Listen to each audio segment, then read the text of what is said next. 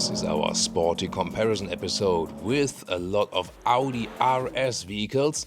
Here the Audi RS comparison with the Audi RS3 versus the RS5 as Coupé and also as Sportback.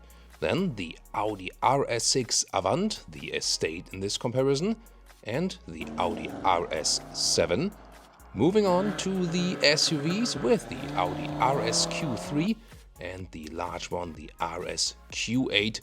Last but not least, also in this comparison test, the RS e-tron GT, the electric one. Which one is my favorite? Which one is your favorite?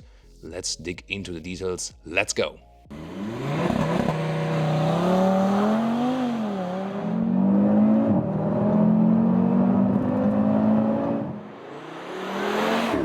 You know that one of my signature moves is to dress accordingly to the car, but I said, no way I'm gonna buy green trousers for this Kyalami green. No way, but I'd rather dress according to the front grille and the wheels. It's gonna be hot today with a German Autobahn episode with the Audi RS3. 5-cylinder action, let's go! You're joining Thomas on Autogefühl, welcome. Here the RS3 in the front gets the black mask, really sporty, strong appearance. Then this honeycomb structure inside, RS3 badge. However, if you want more black, for example, black background for the lights, this is an optional black package actually, which is also here at this vehicle. LED standard, matrix LED optional, then you also have cascading turning indicators, both in the front and in the rear. And in the lower part here, there's a special animation, a special signature, and also this RS3 welcome animation. It's really interesting. The length here at 4.50 meters or 177 inches, this is a sedan. You can also go for the 16 centimeters or 6 inches shorter hatch. We also have a separate video where we do the exact comparison between sedan and hatch. You can tune into that one later.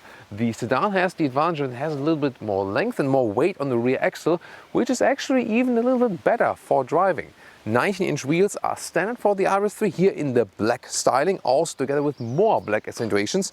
For example, also the side mirrors and also the frames around the windows. You can also get it without the black pack, then you would have a bright frame around the windows and also the bright styling at the side mirrors, which is to me, you know, just a little bit more likable. This is here the more sinister look. Which one would you actually go for? Beautiful and strong styling in the rear here, the separate spoiler lip contrasting style, modern signature for the tail lamps, RS3 logo, and then this additional dark black element in the honeycomb style. And here, this is also the optional sports performance exhaust. The normal one would already bring you a nice sound, this one an even more enhanced, but the AFAP is active, the Autogefühl fake exhaust police, because the real one is on the inside. The performance car, really? But what's really cool is the torque split. So, this is a front-wheel driven platform, but then all-wheel drive, 50-50 maximum, so also torque is sent to the rear. And from that 50% of power on the rear, you can, in the drift mode then, that's like the maximum thing, have 100% on one outside wheel, and that really kind of makes the car almost feel like rear-wheel driven. I do have some drifting scenes there on the test track and the racetrack for you. That was awesome. You can tune into the other review from that. Here, a short glimpse of that. Really amazing, but also in normal driving or in the sports mode, this feature is active, and then it really brings you out of the corners. Under the hood, the 2.5-liter 5-cylinder with 400 horsepower, 500 Newton meters of torque, 3.8 seconds in the acceleration figure, and here also with the beautiful covering here in carbon fiber on that engine. Yeah, also visually beautiful work, and of course we're going to check out how it drives very soon. Oh, and by the way, in the recent BMW i7 episode, there was a discussion about closing the hood properly. Well, you can slam it. To me, it's really loud. It sometimes really even, hurts my hearing. So for that reason, and also because I learned also from mechanics and so on, that the gentle way and the more gentleman way to close the hood is really to do it in a two-step, like this, and then pushing it all the way down. That's how I learned it, but feel free to open the discussion. car key with the RS logo, beautifully processed, good quality, no high gloss black. This is a perfect key fob to me, isn't it? Door closing sound, really solid, love that. RS3 entry badge and also RS formats, really cool, and of course aluminum pedals. The inside of the door is just somewhat softened up, yeah, not entirely hard but also not super soft. Interesting in the A3 is that the door handles kind of like upside down, and this is actually visually nice idea, and from the inside it's also not too unpractical when you like grab it like this with the other hand, of course, so why not? And really nice quality also, all the buttons and levers and how they have even the clicking feedback. The steering wheel you can also get here in the microfiber trim. 12 o'clock mark is a special design package. Really recommend you to go for the microfiber steering wheel. It looks awesome and has the best grip, and oh, what a relief. Real buttons on the steering wheel, this is lovely, and also these turning jogs here, left side digital instruments, on the right side for the volume, picking up the phone, this is how we want it, and RS button to pick the RS driving modes, the sportiest driving modes, directly on the steering wheel. These seats with integrated head restraints are standard for the RS. Here, this is the optional animal skin spec, however there are also dynamic car microfiber seats available. They would be standard in Germany, a £0 option in the UK, and not available in the US, sadly. But gladly they are available in the UK now, thanks to you actually, and we passed on the feedback that our viewers from the UK want to have the microfiber seats, and then Audi did change it, so that's a cool story. Then here, headroom with 1.89 m or 6'2". Yes, I have grown. Here, still a lot of headroom left. Decent comfort, great grip in here, up, down, in, out, so a nice sporty seating position. But the cool thing is, unlike the true sports cars, which are purpose-built sports cars, this one here is built on a somewhat normal car, therefore is a better, combination of sportiness and comfort. Cockpit overview, clean layout, steering wheel with a great size. Then the green accentuations you get in that design package, you don't have to go for that one. Then here the decor element, Quattro logo, 10-inch infotainment system on the right is standard, left side standard 12.3-inch digital instruments. Yeah, that happens when you drive performance oriented with this vehicle. You can also have the map in the middle part, or here full screen, that is possible actually. And this is kind of like the standard sports view, but you can also change the whole thing. You can change to RS performance, then it looks like this, and there's also the RS runway that looks like that. However, it also automatically changes. For example, when I go with these classic gauges, I do prefer that, and then you go into the RS mode, it also automatically switches and shows this. Oh yeah, ESC Sport, watch out. Infotainment up close, an easy main menu, so nice to just see that it's uncluttered. On the left side you can program your own hotkeys. For example, I put this one here to Apple CarPlay. You just hold this one in here and swipe to the left, and then you have it here. I already done that earlier. So then you can directly access the CarPlay. This vehicle here is mounted with a standard sound system, which is just really mediocre, I have to say. But there's a mid-trim and a high-trim sound system, and they are both really great. The integration Android Auto is also possible, both cable or wireless. You can choose that, and that's, I think, a good thing. You can actually choose that. The car internal GPS looks also quite nice. You can also get it with satellite view, and it is well usable, yes. Could be a little bit more responsive, but overall the infotainment system is really very good. Then the RS menu, for example, you can get an RS monitor if you want to look at that while driving. Not sure about that actually. And then the Audi Drive Select. So the adaptive suspension switches accordingly to the driving modes, get stiffer for example. The whole vehicle is 10 millimeters lower than an S3 and 25 millimeters lower than an A3. And here the RS individual mode, I tuned it all to the dynamic then, that when you switch it on the steering wheel, you can really access the sportiest mode. In the lower area here, yes, I'm glad to have still a climate unit you can manual control, and with nice clicking sounds, so somewhat classic user interface. I really appreciate that, good to have it.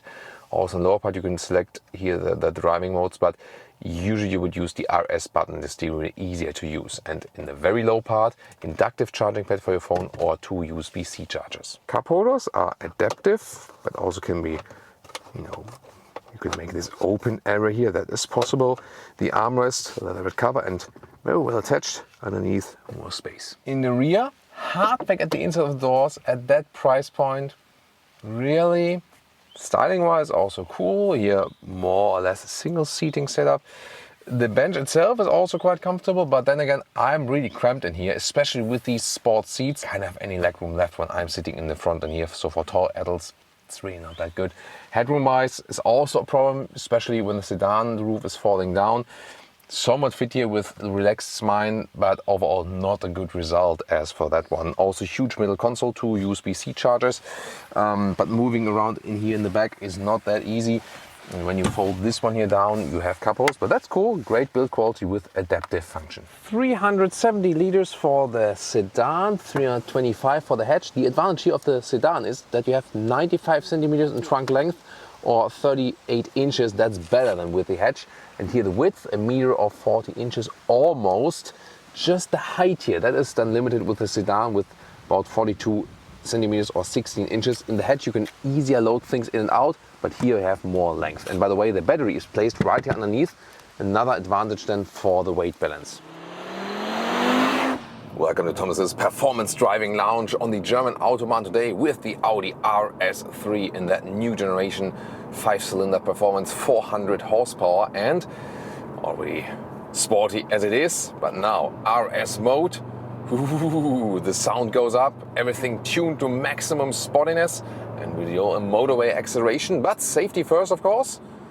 Please follow the following safety announcement. Do not use the RS mode on public roads. 40 kilometers an hour, let's go.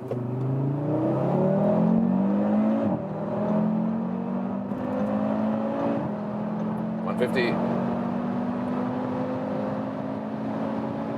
200 kilometers an hour, 125 miles an hour. And we go to 230 kilometers an hour, and now we stop because there's an Audi A3 sedan in front of us. Really? But a normal one. And now, again, even here at 180 kilometers an hour, there's still acceleration going. What is this? Woo! And the suspension, I mean here, lane change at these high speeds here, incredible. Oh, traffic announcement. No, no, no, I don't want it. Blah, blah, blah, blah, blah. Hey, let me focus on the driving. Thank you. Wow, look at that. I mean, even this thing is hooked to the ground. What the hell? It's incredible. I mean, it's a compact vehicle, compact segment, and even at these extremely high speeds here on the German Autobahn, it feels so well to control. Noise insulation is also good. Yes, the higher segment vehicles, if you take like an Audi A5 or something, have better insulation, no doubt about that, or even bigger like A6 and so on.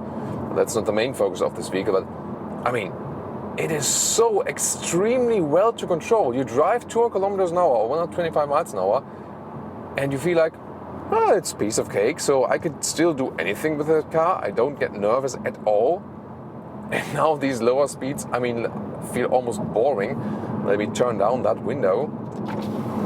Let's see, also here shifting pedals, shifting down. Let's listen to that. Why not? That sounds decent. Sports exhaust we have mounted there. Of course, the EU version is not that extreme as for the sound. We have other regulations here. The US version will sound even a little bit better because you don't have the particle filters there. Yeah, but wow, what a great performance. You know that last time I drove this one was also on the racetrack and also on the test track then to sorry about that, to show you the drift mode. That was also amazing because it is still a frontal biased platform somewhat. Yes, you have the 50-50 distribution front rear when you really hammer it out. Such a smooth acceleration at the same time. 3.8 seconds is the official figure, 0 to 100 kilometers an hour or 62 miles an hour. But due to the all-wheel drive acceleration also really collected, calm and collected that acceleration, although it's powerful. And yeah, in that, we have the torque vectoring here, or the torque split even. that sends more torque to the outside back wheel, to the outside rear wheel then. That is really helpful, and yeah, in that special drift mode we've shown to you last time especially, you can really have drifts because the power can be sent to 100% to the, for example, then to the right outer wheel when I go in the left. But you really have to think about like 50-50, and from that 50 on the rear, 0-100. That makes sense, right? And that really worked. Never seen that in that way with a car that is not rear-wheel drive only. Really amazing. And yeah, it is really a great daily racer. Is it the best daily racer? I really have to say probably yes. And initial question was also, can it be a good and somewhat still comfortable daily driver? Here we go back to the normal driving mode, which is already sporty, and I have to say, yes, it does work. With some exception, of course, fuel economy, if you compare it, I mean, what is possible, 10 liters on 1 kilometers, or like, 23 mpg US, 28 mpg UK, that is possible, stressed on possible. Cruise control, motorway, lower speed. Of course, usually will be a little bit higher. And then this one here has a turning circle of a truck. Yeah, so definitely better with the S3, for example. And of course, suspension is even stiffer, even a little bit lower, so some bumps can be a little bit rough. But if you have that adaptive suspension here, which I also have in that test vehicle today, it does a good job. We have to get the traffic light here. But the good thing is then oh, there was also police, so good that I did stop. So, but when the traffic light again jumps to green, then I can do a nice acceleration out of the corner. But indeed, when you think about S3 versus RS3, as a daily driver, of course, I would always go for the S3. It gives you better comfort, better turning circle, it's a little bit more forgiving. Seating comfort here is also good with these sport seats, that's no problem. However, of course, when you have the animal skin surface, it's stiffer. The Dynamica surface is definitely more comfortable, cozier, both summertime and wintertime, better climate comfort, both cold and warm. So, as I said earlier, in the UK, you can get them now, thanks to you and thanks to us. And in the US, not sadly, but in Germany, it is actually the standard thing. So in Germany, just leave it as it is, and in the UK, go for that option where you don't have to pay for. Actually, it's just like a zero. Here now, even in normal driving mode, accelerating out, oh gosh, it's really nice. In the deep driving mode, you see the RPMs wait, so cannot recommend that. If you want to drive a little bit sportier, then either here go for the S shifting mode, just in the middle console, and then RPMs are already there, that's good. Or of course, what you can always do, even if you don't, not in the RS performance mode, just use the shifting pedals, shift down yourself twice or something, and then the RPM is directly there. So that's probably the best thing, because in daily driving, you leave it rather than in the normal driving mode, have some more comfort, but then use the shifting pedals to get it up to speed a little bit quicker. Well, you can also use a pin down, but that feels a little bit unnatural, I would say.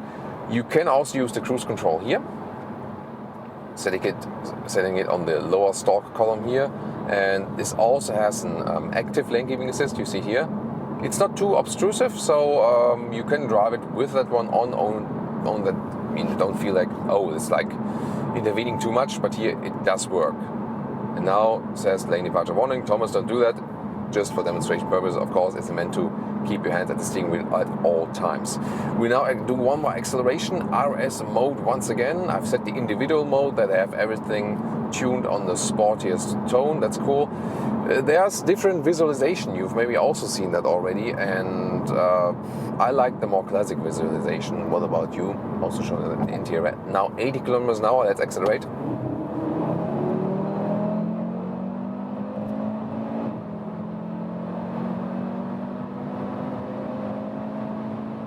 And 200 kilometers an hour, 125 miles an hour. Whoa, what the hell? And now on the brakes in the corner, but still, this is a good exercise for the vehicle.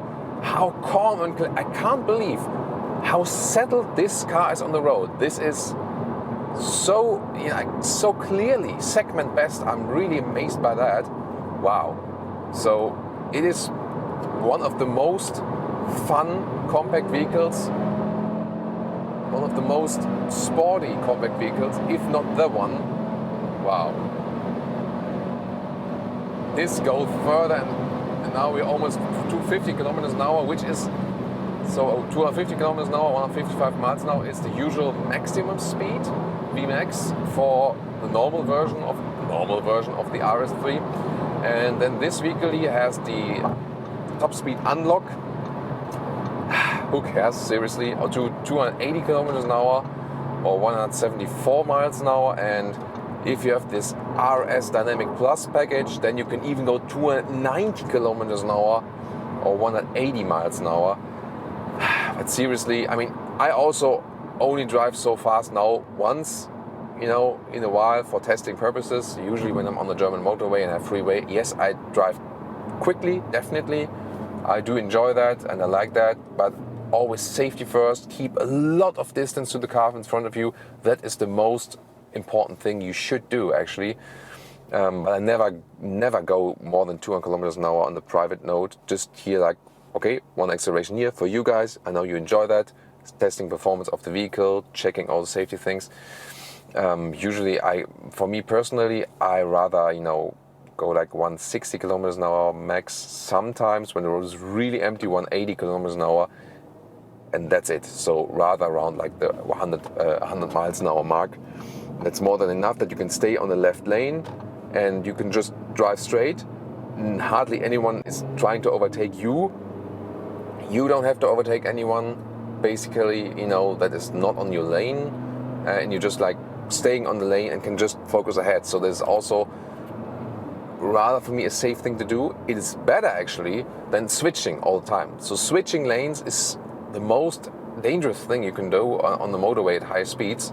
So you should not do that. You should either decide, you know, drive swiftly, left lane, carry it on, or just go, you know, slowly in a row on the right lane, and that's it. You know, but the thing in between, that is sometimes the most dangerous thing you can do, because you're getting in the lane of the faster vehicles, then of the slower right, and then you have to check where is what, and then, you know, it's get messy and things happen. So that's my experience on the German motorway from driving on German motorway for, I mean, yeah, driving myself for now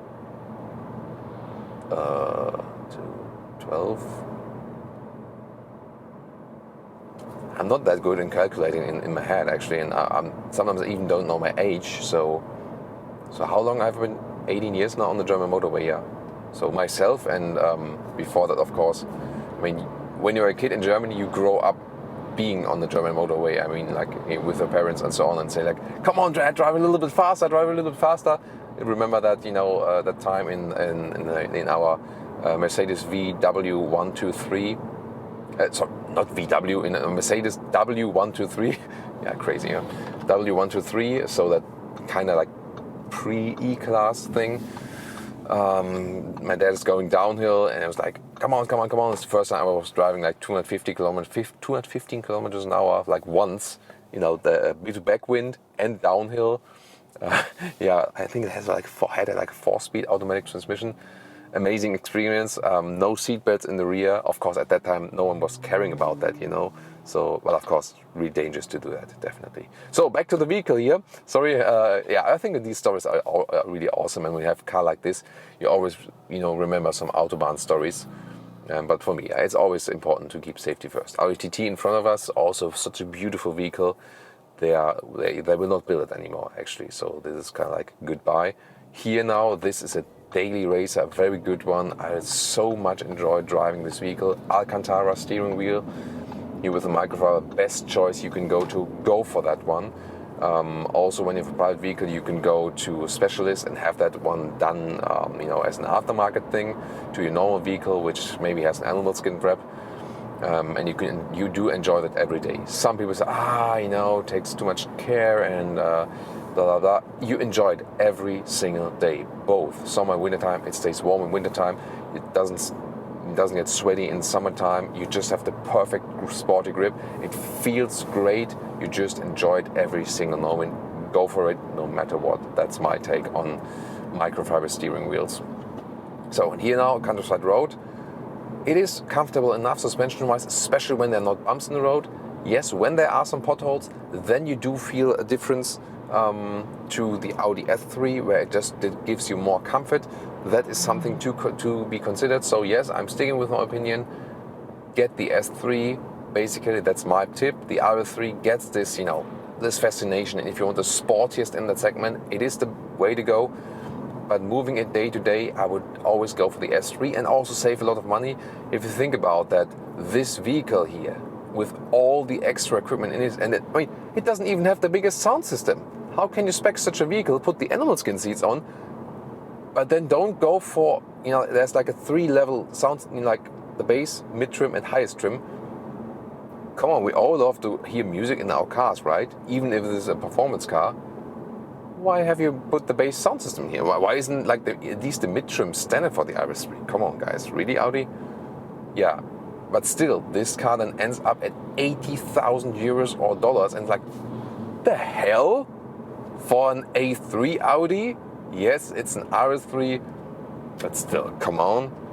For like 90k, you can get a full-spec S5. So then I would rather get an S5 Coupé or Sportback, or of course, in my sense, an S5 convertible, because I just love that car. Yeah, new 4 Series here, facing a 4 Series Grand Coupé 4-door version. Yeah, so price definitely too high, and that's why I go for the S3. No matter what, however, still having so much fun in the RS3, and there's one thing to come still. We have some more winding roads. Oh, someone has a RSQ3 there in the same Kyalami green color in the backyard. Interesting. So now we go once again winding corners with bumpy road, and now we feel the suspension. Oh, watch the birds. Wow. That does get rough, and there you feel more difference, RS3 and S3 then. But here, wow, look at how well this car turns in. And now I also feel that this does not have a front rear bias, and that torque split there in the rear really helps me get out of the corners and making this almost, how smooth and amazing that is. This is really great. It drives so beautifully out of the corners. Yeah, that new torque split really does something. We have come here to the Audi Heartland at the Audi Forum in Ingolstadt to show you this one here, the new Audi RS5 Coupé.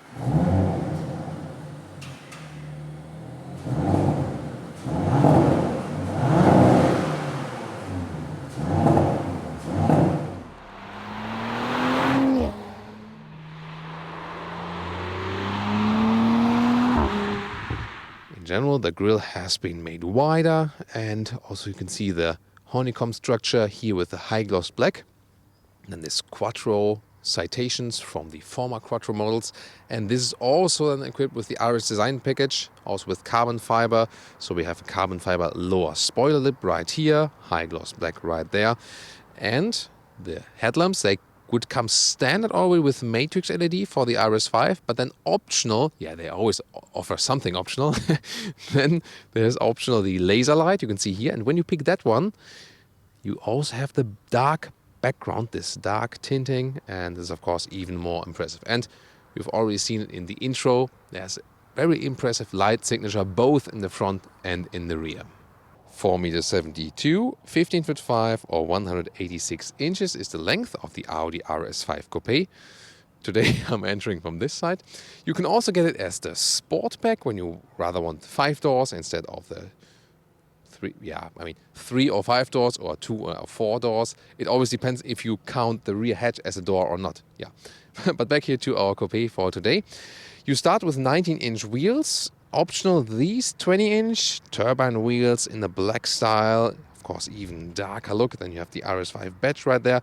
This one, said it earlier, with the optional carbon fiber package. So you have here the carbon fiber mirrors, also carbon fiber lower spoiler at the side. And this is also equipped with the carbon fiber roof. Yeah, you know, for weight savings and so on, right? Yeah, so if you have a little bit more money to spare, of course.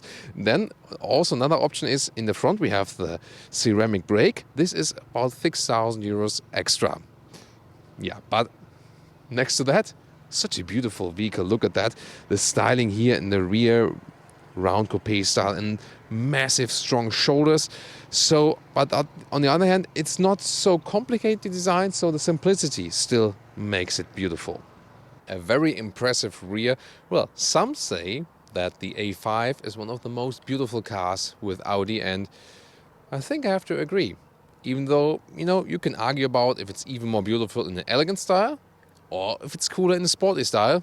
Looking forward to your comment. Here the RS5, that's the badge right there. Then we also have the additional carbon fiber package. So this lip, you always get this lip, but then here also in carbon fiber, and as well here the strong lower end here with the carbon fiber. You already get a sports exhaust with the RS5, but optional for 1,200 euros. You can get this optional sports exhaust, then with a high gloss black, and you can see the valve on the inside. You already had the sound preview here in our intro, which sounded quite interesting. And when you take a look inside, you can literally see the valve flipping. The Audi RS5 features a 2.9-liter V6 bi-turbo with 450 horsepower. 3.9 seconds is the acceleration figure, 100 kilometers an hour or 62 miles an hour. This is the car key, slim and light, high class. RS badge here at the side. Door closing sound. Still very good, although it's a frameless door, typical coupe style.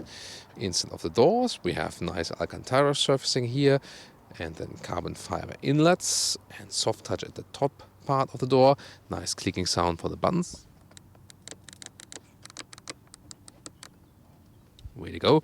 Optional B&O sound system, 19 speakers for a nice sound. Then RS Alcantara steering wheel we have here with the flat bottom. That's beautiful job and great grip, great size and everything. More carbon fiber inserts right here. Soft touch also at the top dashboard. Virtual cockpit. It still starts with analog instruments. Optional this then. Soon more details to that definitely. With the facelift, upgraded infotainment system, and we'll take a detailed look at that very soon. Seats here, you get RS Sport seats, integrated head restraint. Usually they would start with Alcantara. That's of course then way to go as well, because they keep cooler in summer and are warmer in winter times. This is the optional animal skin pack, and especially this quilting that looks quite fancy, but in combination with a slick animal skin surface, it really reduces the comfort on long-term travels. I've experienced that quite a lot of times. However, overall, this mid-size style is still a very good compromise between sportiness and comfort. So the seat form itself is good, gives you good support here, and it's not too long on the exterior, this mid-size segment, but you already have a lot of comfort on the interior, even on longer journeys. So if you compare it also to the compact size cars, here, when you're a little bit taller like me, 1m86 or 6'1", you already get good comfort. The A5 is called a rather flat car, but here I still have some headroom left, so I can find a good seating position, manual control here of the steering wheel with a nice smooth process and so on. So I really feel cozy, really feel at home here.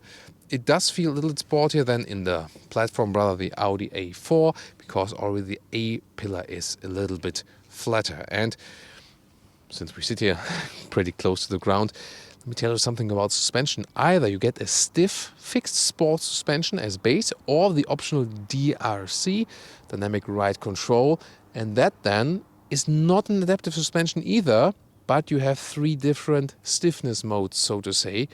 So that's a big difference to the Audi S5, which you can get with the adaptive suspension. So the RS5 definitely doesn't seek so much the compromise between sportiness and comfort, but really goes in the straight sporty direction. Now the interior overview. You can see here the big news in general with all A5 facelift is the new 10.1-inch screen. So this is then also via touch, and it's also easily accessible. Yeah, while driving, of course, you shouldn't look at that too much, but since it's very close to you, that's the thing. It looks popped on that, but then again, the advantage is that you can easily access it. Soon more details to that. The MMI knob in the lower part is gone then, because they set it all then on the touch. You can argue about that, what's the best way then. Both have arguments for that. Once again, the Alcantara steering wheel, a beautiful piece and the perfect size. I think to me this is actually a perfect steering wheel. A little situation there, control system on the inside, such a good grip and such a great feeling. And we have the optional virtual cockpit, 5.1-inch small screen with analog gauges would be standard. These here 12.3-inch optional digital instruments or virtual cockpit, soon more to that. We have the shifting pedals here with the gap in between, high class, really good stuff, and also give you good feedback. On the steering wheel, we either zoom in and out of the map of the virtual cockpit. We can control what we want to see, change the view and so on. On the right side, we have the volume control, some kind of a voice input, but not a natural one yet. And there's the RS mode button. And when I hit that one, it's easy to change the driving modes while driving. And I can actually then change between a normal driving mode, but I can also actually set how I want to have the RS modes 1 and 2 in the main menu. I can soon show that to you. Rest of the interior, really high class.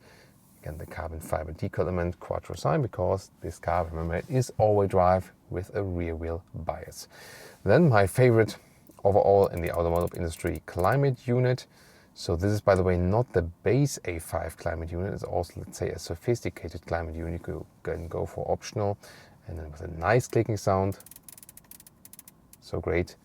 I really don't want to see these one that disappear from the automotive industry. What's your take on that? In the middle part, this is with some capacitive buttons on the one hand, but the upper part is now, reacting. But then you can really press them to change the features each. Drive select is in the lower part, a little bit hidden, but then again, you would rather do that with the RS driving modes in this car. I can show that to you in detail very soon. The lower part, you don't have too much space for your smartphone. It can fly around a little bit, so there might be an idea to put them in the cup holder then, for example, like this. USB-A charger in the front, and also the connection then to the Apple CarPlay or Android Auto. And then there's a new cubby hole right here, like this. And the shifting lever here for the converter automatic gearbox is also covered with the microfiber. There is the Audi Drive Select, for example. And then you can here have the basic driving modes, but then also the RS modes. And in this case, for example, I have put the RS1 mode, or will choose some dynamic features, but then here the DRC, this optional suspension, you can set in 3 different stiffness modes, but it's not adapting not acting in an adaptive way. So, but 3 different settings, and then they are like this. So steering balance, for example, engine sound already more, and then the RS2 mode I have set to all the way sporty, sporty, sporty, sporty, sporty. This is one setting you could, for example, use for that. Here, this digital instrument, you can actually pick what you want to see here. For example, also the map. There's already this sportier gauge, and then you can also switch to view that you have the map all over the place. And when you go to the RS modes, they also be here, for example, with the G meter, but you can also individualize everything you want to have here. Well, you can expect there's not so much legroom in the rear left. If you want rear passengers, you rather go for the A5 Sportback, or here also for the RS5 Sportback. But since you want to put a comment with a time code, Thomas in the back seat, I will do you the favor. So you can get this strap here and then push it forward electrically. That's of course a good solution, like this, and then you can also get inside. The question is just about the legroom, and I mean, I need to, well, first of all, you can actually see how it's like here. It's actually quite cozy when it's a little bit, caged in. Headroom wise, I mean, when I sit with a relaxed spine, that does work. However, when I put my spine up a little bit, then I do hit the ceiling, but still somewhat okay. But again, you would go for the Sportback. 2 single seats. Then we also have cup holders here. They are also cubby hole here, and then they are also adaptive. There we go. So here, left and right, single to put in and out. You can also use this one here as a ski hatch, already from here. That's possible. And you even have rear climate unit optional, USB-A chargers, and a rear seating unit. That's actually quite good. But now about the legroom. So here, I would need to put the seat all the way back, really, that I can still drive. And I mean, yeah, I think that way it would work. So really, really gets very close. And I think I could still drive like this. That should be possible. On the other side, I have set the seat all the way to the front. So let's say it's easier to drive this car with 3 tall adults, because when you move to the other side, I have set the seat that I could still definitely sit in the front as a co-passenger. Yeah. Yeah, and that exactly works. So yeah, 3.5 tall adults for this car. As for the trunk, it's of course easier to access when you have the Sportback version, but here in the Coupé, still quite okay. You can see here we also put 2 suitcases here, and it is actually possible to put it over each other.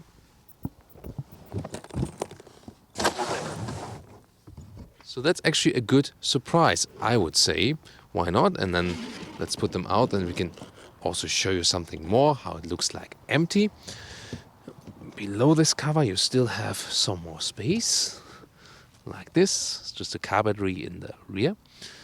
Then you can flip the seats. Here, this is for the left side. It doesn't move down automatically. And then this is for the right side. And this is a little bit, irritating. This is then here for the middle ski hatch part, and that one flips down automatically. For the other ones, you have to go, to the rear and flip them, or you push it with the luggage you're putting in. Here, the normal length here to the rear seat is about 106 centimeters, and the width here is a little bit less than a meter, and the total height right here about 50 centimeters, and the loading sill about 70 centimeters. Now when I go around and also flip the rest of the seats right here, then you have a good impression of the maximum volume. And the length in here is actually quite decent, the total length, because from here to the seat as I would be driving is about 1.80 meters.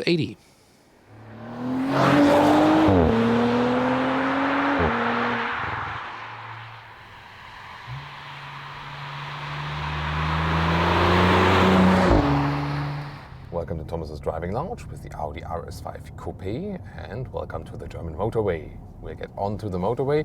I'll put it in the RS2 mode, make it sporty as possible. We do have the all-wheel drive, the quattro with the rear-wheel bias, so a little bit more rear-wheel torque right there, and the more I hit the throttle, more will be transport on the front wheels. That's of course also a safety aspect, because here the road is also a little bit wet, but this will keep us safe. We start from 40 kilometers now, and let's go.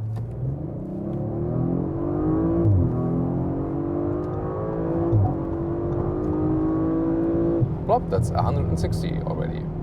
That went quick, and due to the all-wheel drive, also a nice distribution, so a very smooth acceleration. It was very powerful but smooth at the same time, and in perfect control of the vehicle. So yes, a rear-wheel drive only will be, let's say, more extreme or something, but this one here then always more controlled. But since this is the classic all-wheel drive, not the Quattro Ultra, here again rear bias, converter automatic gearbox, and I really like to have that instead of the front plus rear with the dual clutch transmission.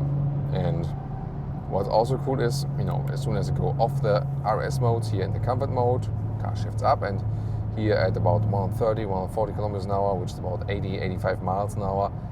So silent in this vehicle, has a great wind coefficient, so everything goes very streamlined, so silent, one of the most silent cars in the mid-size segment, and that's also relaxing in a way, so this car is sporty and relaxing at the same time, so to say. But of course suspension is only relaxing when it's here a very well built Autobahn, then it's actually fine, then you don't feel that we have a fixed stiff suspension. However, here in the normal mode, I have set it that it just is in the plain most comfortable of the 3 settings, and in the RS modes then I've put it to the stiffer setting, and then you feel, even if there's no potholes, some waves in the road, it's like brr, brr, brr, brr. Maybe seen on camera. So it's really a notable difference you feel there. You have of course then a little bit more connection to the road, but yet again suspension wise, I would really leave it in the most comfortable setting. That's still okay, and especially when you're rolling in traffic like this, that's then in this case still a good compromise of sportiness and comfort. What's that? Interesting covers there. So always interesting things to see here on the motorway, and I know especially from when you're from a country where it's not possible to drive all the way free. This, for example, a motorway part where it is actually possible to drive unlimited speed, but you see, you always need the according traffic, and that's not always the case. To me, the most important thing is always keeping the distance to the car in front of you when driving fast. That's the most important thing. I feel sometimes it's even safer to hit the left lane, drive a good speed, and then stay there, and even if you drive a little bit faster, than to switch lanes back and forth. That's sometimes more dangerous, I think. So now we can accelerate further. And that's 200 kilometers or 125 miles an hour, and how stable the car is still and how silent it is considering still in here. That's really amazing. And I have perfect control of the vehicle. Of course, again, safety first. Always check if there's someone, you need to anticipate. That guy may be switching to the left lane and is driving slower, and then you have to pay attention and brake in advance.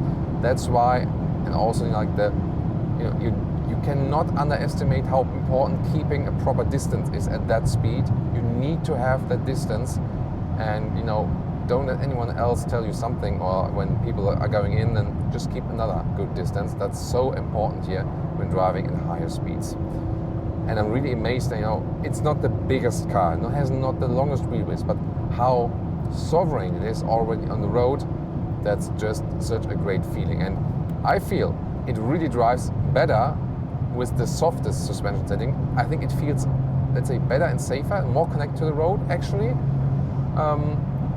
You can say the stiffer it is, the more connected it is to the road, but I feel you have a better, sporty handling also when the suspension is a little bit less stiff, because it more adapts to the road in a way. So I like the softest suspension setting here best, and it's already more than sporty enough, no doubt. If I do a lane change here, by the way, at 180 kilometers an hour, look at how easy and stable the car remains.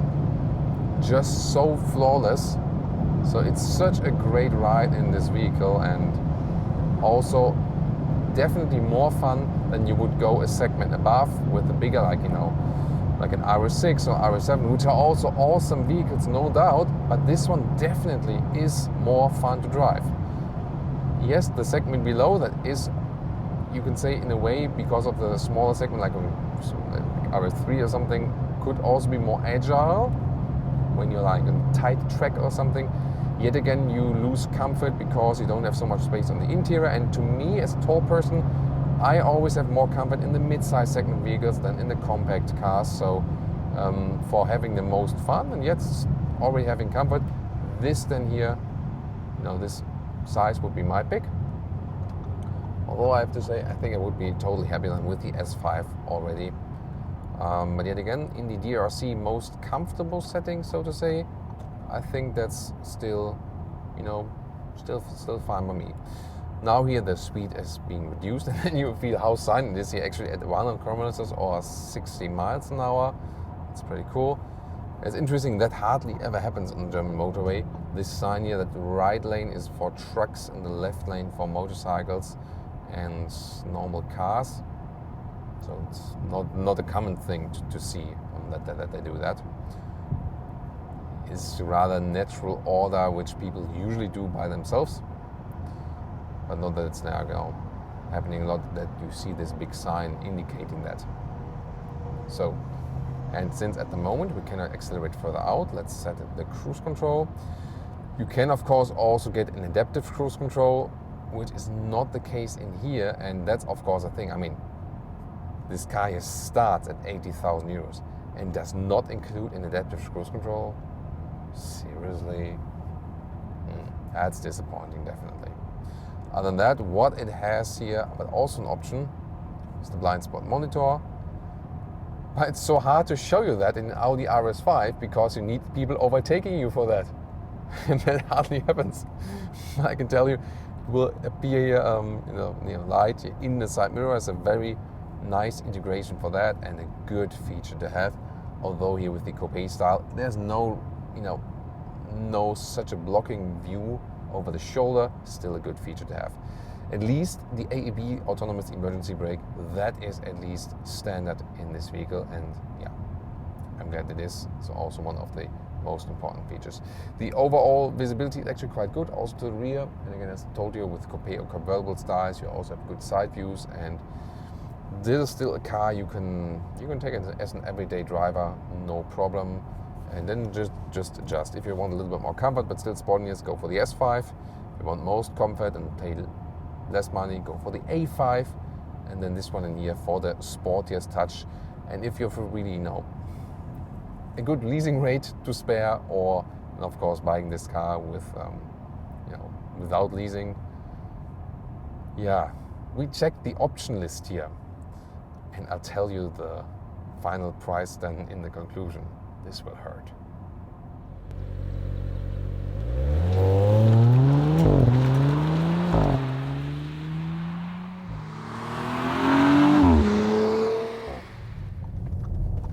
And now to some city driving. How is it performing there? And also, what about the comfort as for this respect?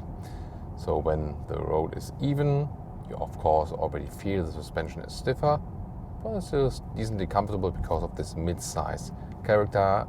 That's always a good thing, when you compare like real sports cars from a body style to very sporty cars. You can also call it sports cars, but that are built on normal cars, so to say, which is the case. Then he needs, yeah, traffic light jumping to red suddenly. Then the ceramic brakes are also being applied, and here in this case, I think you have a very good feeling in the brake pedal for them as well.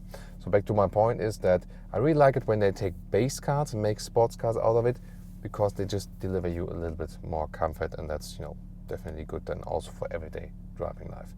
And I mean, even if you are in the comfort mode here, of course the gears are being shifted a little bit faster than, for example, but then you still have a very sporty driving feeling here, and just press the throttle here and you're gone, and even in the comfort mode you have a slower sound than from this exhaust.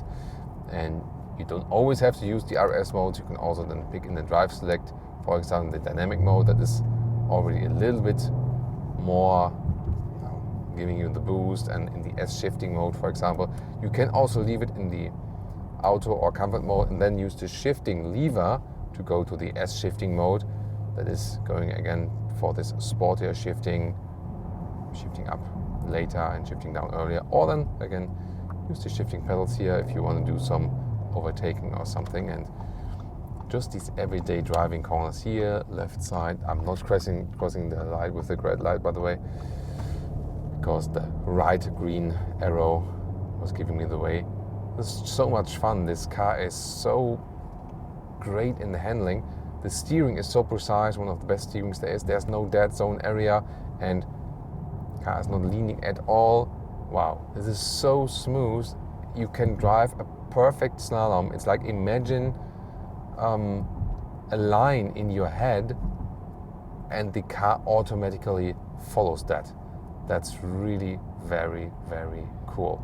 So it is a lot of fun to drive this car in everyday driving life as well. And the suspension is of course stiff, you notice that, but it only gets uncomfortable when you're here, and like over some sewage systems cover or some potholes and so on. And however, in the most comfortable setting of these 3 fixed settings of this DRC, it's still somewhat okay. But in the stiffest one, yeah, that gets really rough then. However, if you want more compromise between sportiness and comfort, then you would go for the S model, the S5, and not for the RS5. This is when you want to sporty it out the max.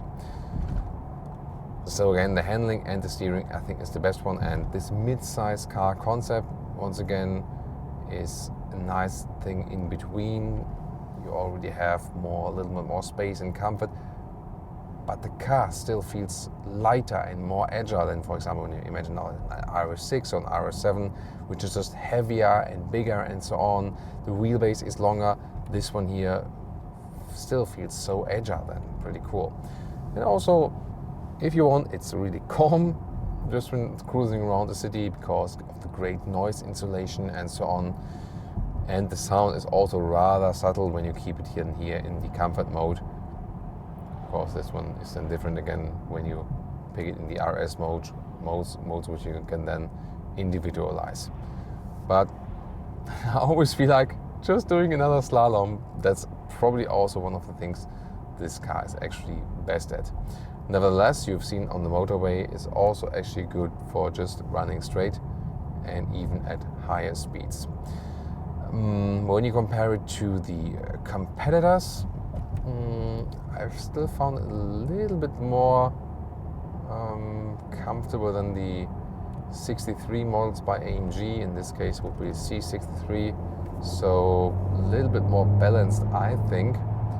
And the all-new M3 will of course be coming up on Autogefühl here as well.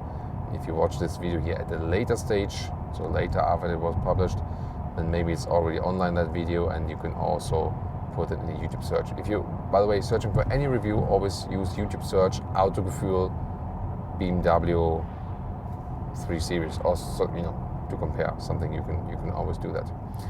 Here now, a countryside route, and I just want to show you, even if you are in a comfort mode and hit the throttle, let's see how the car does that. We are in the 8th gear. I will go from 60 kilometers now. Let's see how the shifting is being done and how fast it's picking up, even if we are in comfort mode in 8th gear. Let's go. Plop, that's 100. So you saw how it switched back to the 3rd gear then. So it went quite quickly. Of course, you get a better response even when you shift down yourself before or when you are in the S shifting mode. But you've seen it doesn't take too long to think about, oh, well, what should I do now? How long do I shift back and so on? So let's do now 50 to 80 in the S shifting mode. Plop, that's it. So you saw that has a little bit better reaction right there in this case. But even better, of course, when I'm in the RS modes, here the RS2 mode, that would be the stiffest one. But in this case, when there's already the S shifting mode, then basically that's it. The RS modes, you've seen the settings before, they change the rest of the parameters then that you haven't changed. So, and let's shift back manual ourselves, and then of course it's an even better reaction. Seen, that was instantaneously. So if you want the best reaction, then just shift down yourself before, and you have these shifting pedals. They give you a great feedback, really nice to use, and you also have more sound feedback and so on.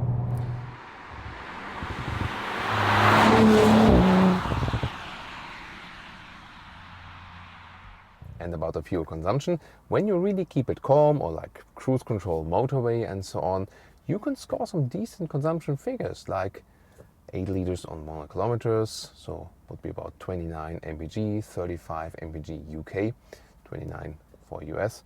So that's really, you know, pretty decent for this car. However, it is very sensitive to more throttle input. Of course, it's with every vehicle, but here especially, and also very sensitive to city driving, especially when the engine is still cold. That's also again a problem with every combustion engine, but here we notice that then the consumption really goes very high. Then it's like a 2 digits, like way more than 10 liters on 100 kilometers, and then would be just like slightly over 20 mpg.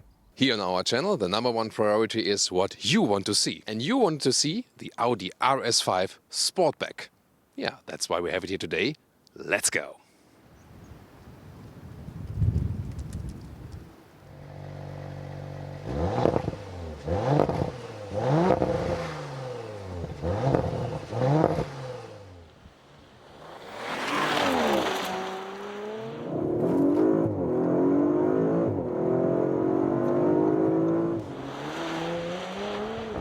In the front, the A5 in general has this design line that goes all the way to the front grille from every single direction. Really interesting. The RS5 then, sinister here with the glossy black, and you can also get the Audi rings in black if you go for a black design package. RS5 badge, strong lower spoiler. You can also get the carbon fiber accentuations if you like, and then matrix LED are from standard equipment, and what a cool daytime running light. An option you can see it here with the blue accentuations. There's also the laser light available with a dark background, and these are the cascading turning indicators. Always a great show.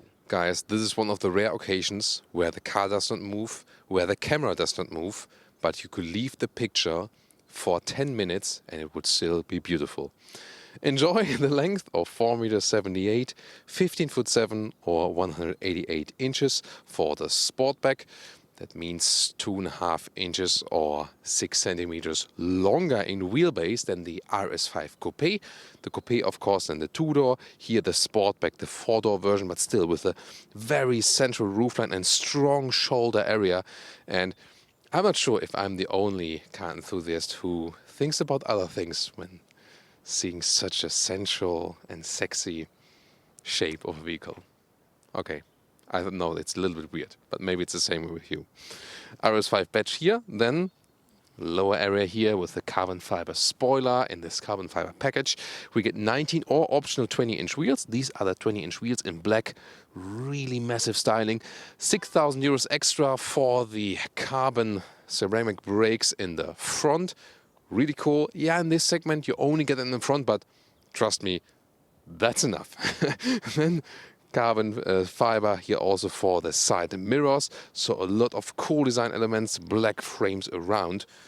Yeah, I can just say, in the styling, pure awesomeness. Today here with a fixed roof, but you can also get a panoramic glass roof, and the Coupé you could also get with a CFRP roof, so carbon fiber reinforced plastics. Here in the rear, more modern signature for the tail lamps. We also have a carbon fiber spoiler in this optional carbon package, black Audi rings because of the black pack, RS5 logo, and then the lower part really cool with this diffuser style honeycomb structure on the inside.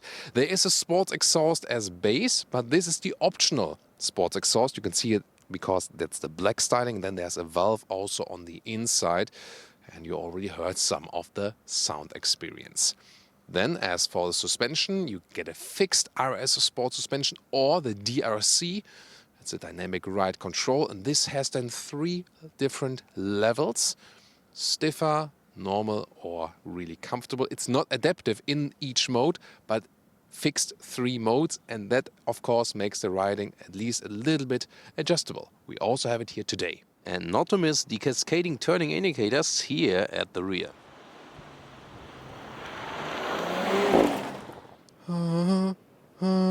Yeah, there it is. The V6 2.9 liter bi-turbo, 450 horsepower, 3.9 seconds is the acceleration figure. Quattro all-wheel drive, but with a rear wheel bias, 40-60% is the standard distribution. I think we can live with that.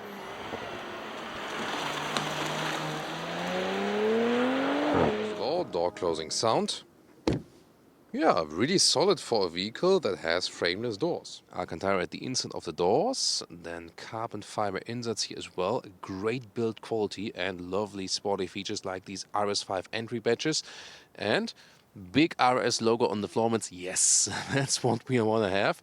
And of course, my favorite feature, the Alcantara steering wheel. I see the comments coming, yeah, it's not durable and so on. Trust me, it's more durable than you think. And there are also cleaning tips for Alcantara steering wheels, and you will enjoy it every single moment you drive it. Better grip. It's not cold in winter. It's not sweaty in summer. It's just awesome in a sporty vehicle. Every racing driver uses an Alcantara steering wheel. There's a reason for that. Then the seats usually also come or start with Alcantara on the inside. You should also stick with that.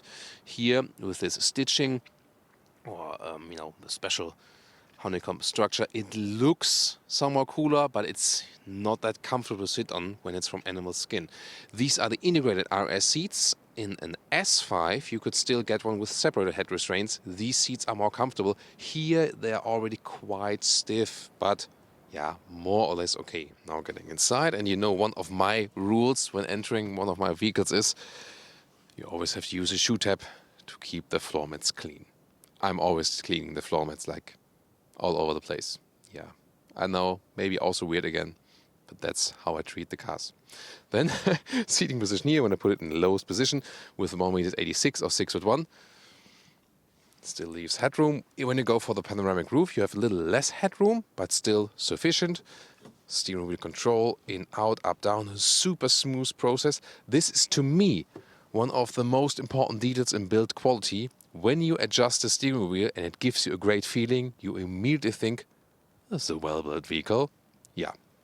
What do you guys think? Interior overview, soft touch here, but here a little bit of mixed elements and styling and gaps. That can be done better, meanwhile, I think, but cool build quality here. The carbon fiber inlet, Quattro logo, and my favorite clicking sounds, climate unit elements. This is my all-time favorite AC unit ever. I hope it never goes away, but we've seen it. Sometimes it will maybe go away and be a touchscreen also. I hope it won't. This is really so straightforward, but so high class in how it feels, and also with the metal knurling around. Here then with this hovering function. So yeah, that's also a fancy detail for sure. Drive select in the lower part. So to select this one while driving and change the driving mode, yeah, could be better, but again, great build quality. The cool thing here, however, with the RS, we have an RS mode at the steering wheel, and then we can pick RS1 or RS2, and you can adjust them. And for example, set here in this case, it makes sense. RS1 mode is the drive system is still balanced. Suspension also, steering is more dynamic, engine sound is already more pronounced and so on. But then in the RS2 mode, and again you can individualize it, everything is set on the most dynamic and sportiest function. I think that's a very logical thing to put it that way. Shifting pedals here behind the steering wheel, that's cool. Volume control on the steering wheel. Soon more details to the digital instruments. You start with 7-inch small screen and analog dials. These are the full 12.3-inch digital instruments. And here, since the facelift in the middle part, you've already seen a 10.1-inch screen. New one with touchscreen. The MMI knob is gone in the middle part, but you can easily reach it here, and there's a good menu structure. Also soon more deals to that. Lower part with USB-A supply, 12-volt power supply, start-stop button as well. And then adaptive cup holders, so small cubby hole right here. And you have this converter automatic gearbox shifting lever with a nice Alcantara covering. And for the passenger, if it's like, Thomas, your music is too loud again, then the passenger can tune it down. Maybe they should leave this knob, right? Then here the armrest, soft covering. You put it up, and then there's USB-C supply now and an inductive charging mat. Rear view camera is so far so good in one way, but in another way the resolution meanwhile could be better. Now getting on the inside, in the rear, and whoa! This was close. We have it in slow-mo. Oh wow, that was really close. That's the thing about the sporty looking vehicles. However, if you think about the comparison to the RS5 Coupé, here the thing is, I can still sit here. Again, remember, this here 2.5 inches or 6 centimeters longer in the wheelbase than the Coupé. Not only in overhang, real the wheelbase, and that's why I can sit here, whereas it's not possible in the Coupé. So, and it's more or less okay. It's of course a little cozy here. Sporty seating position, but also headroom-wise, it works for tall adults. So this car is indeed for tall adult proof. Soft touch at the inside of the door, and again the nice Alcantara. So once again, top in the build quality. And we have Isofix at the outside of the seats, and we have these cup holders, which are really massive. Can be folded out like this. Middle console, 2 USB-A chargers, and also a rear climate unit. You can also get rear seat heating. In the trunk, the cool thing here with the Sportback is this fastback opening, so very good access, and you can see here no problem with the cabin trolley. Already folded one of the seats. There's also ski hatch available. Underneath some more space, and they put the battery here in the lower back part for the balancing reason, for the weight. And then here, the normal length is just a little over a meter or a little over 40 inches, and the width the same, almost just a little under a meter or under 40 inches, and the height here to the cover, we are at 20 inches or about 50 centimeters. So really a very well usable sports vehicle. And you can see how wide it really opens. And child safety test.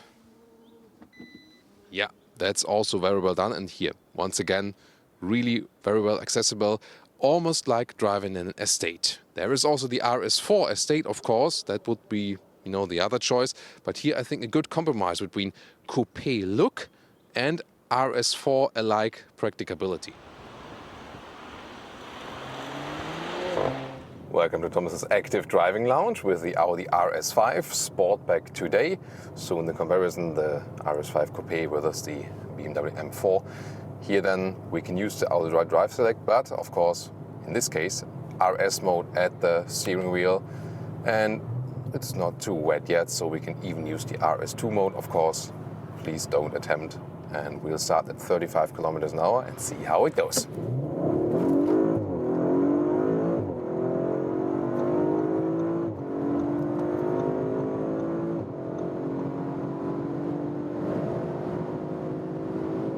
That's 200 kilometers an hour, 125 miles an hour. Holy mother of... Phew. That is awesome. And I mean, it was, of course, kind of extreme, but at the same time so calm and collected. And now here at 200 kilometers or 125 miles an hour, lane change like nothing. Suspension is set on a stiffer tone. And I mean, wow. Noise installation is still quite good. Not, of course, a comparable level to an Audi S8 we had recently. But wow, how much I'm controlling of this vehicle. This is a pure driving machine. And now, hard on the brakes here. Yeah, whoa, what a braking performance, awesome. Actually, the brakes were almost more impressive than the acceleration even, so that was really super cool. We have the DRC mounted here, as I told you earlier, dynamic ride control, and this means it's not the fixed RS sport suspension, but here it's not adaptive in a way that it really varies in the mode, but you can pick 3 different modes, and these 3 different modes are fixed then. So comfort, auto and dynamic. And when I use the RS modes here at the steering wheel, we are in this fixer or stiffer dynamic mode. And this really brings us more performance here when, cornering and of course keeping it stiff and highway speed and so on. That's really cool, but of course less comfort than in everyday driving life. And I let myself drop back a little bit here so I can lower the window and use also the shifting pedals, show some of the sound. Nice, nice, nice. So this 2.9 liter V6 bi-turbo with the Quattro all-wheel drive, and this is still here the classic Quattro all-wheel drive we all want to have. 40-60% distribution as a standard, and then it varies a little bit, but definitely always rear-wheel bias. Yeah, there are always these remarks here, come on, this understeering, whatever that is.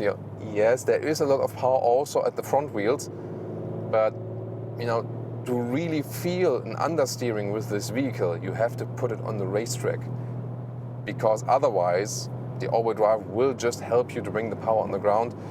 3.9 seconds to 100 kilometers an hour or 62 miles an hour is the acceleration figure, and I think we could truly reach it. Of course, we weren't starting at 0.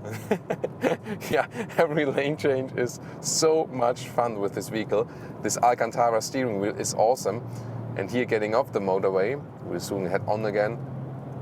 It feels like nothing. This car feels so stable and situated on the road. It's just pure joy to drive. And to me, always a good thing about the Audi RS models is that they still have some kind of comfort compromise. So if you compare them to Mercedes-AMG top models and the BMW M top models, they are even stiffer as for suspension setup and so on. And you might want to have that, but maybe not. So yes, the S5, for example, is still more comfortable, of course, than this one. So the question is, how much comfort? What is your compromise between sportiness and comfort, and in which direction do you want to move it? And it's really like S5, and then the BMW M performance models. Then I would say the light AMG models, C43 and so on. Then the Audi RS. And then the BMW M and the Mercedes-AMG 63 model. So from more comfort to less comfort, and also then into the sportiness. But of course, I'm not missing any sportiness here. I can still drive this car in the RS mode, but then when I go back and release the RS mode and go here to the comfort setting, I mean, you still feel it's a rather stiff, sporty vehicle, no doubt about that. but you can have it in a more comfortable way and also set, for example, the cruise control here. This is a normal cruise control here in this vehicle. 80k around, 80,000 euros is like the base price for an RS5, and with all the extra equipment we have in here, about 120. And then we don't have an adaptive cruise control in here. It's like, seriously? You also have to pick that one, even more optional? I mean, the Mazda 3 for like 20k something has this as standard. So seriously, Audi, I think that's not acceptable. On the other hand, you can say when you buy such a more sporty vehicle, you want to have maybe just a normal cruise control, but I don't think that's really true. Yeah, but leave me your comments to that. So here in the tunnel, once again, also you can see now how the illumination at night is. So nice ambient lighting here as well. And let's go into the RS mode once again, RS2 mode also, because this sets everything on the sporty mode. And what happens when we are already at about 80 kilometers an hour, like 50 miles an hour, and accelerate it out. And goodbye, everyone.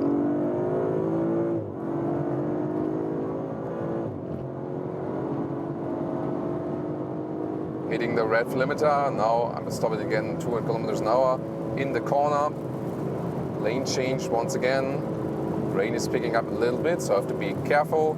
This feels like being in the Eifel at the Nürburgring Nordschleife, definitely. Also the rain is fitting to that for sure. And how stable, how much I'm in control of this vehicle, it's phenomenal. It's really awesome. I love this Alcantara steering wheel. It's giving me so much control of the vehicle, so much balance handling. The interface between driver and vehicle is awesome. I have a perfect feeling of the steering command, the steering ratio and the progressiveness of the steering. So I have a very fine-tuned feeling for what I'm doing. At the same time, I don't have to steer a lot. And that's really helping in both in sporty driving and also controlling this car in your everyday driving life. Because also easy to park this car in and out than with this kind of more sensitive steering. It's not that it would not be comfortable on longer motorway journey with the steering ratio here, but to me it's just perfect. One of the best steerings there is on the market, and it really tells you, go for it in the slalom. Yeah, always pay attention to your passengers, that they don't kill you afterwards. Yeah, sorry about that. Yeah, that's when you guessed in the RS5. So, and now some countryside driving. Look at that, 90-degree corner and 90-degree steering. I love that. That's how it's supposed to be. And I know there are always these discussions about the Alcantara steering wheels, like, yeah, they are not that durable and so on. And the hell with that. It's awesome, period. So, and even if it would not be that durable, there are cleaning guides for Alcantara steering wheels, no problem. It's more durable than you think, and every second you touch it, you feel it. No matter if in summer or winter, you are enjoying it, go for it, period.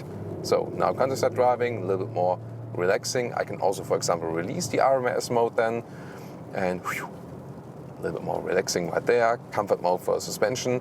And I could also do things like leaving the suspension in comfort mode, and I say, oh, I want to do like an overtaking maneuver or something, putting the shifting lever here, the central one, back to the, back to yourself as shifting mode then everything stays as it is. Suspension is more comfortable, but the shifting is just a little more sporty.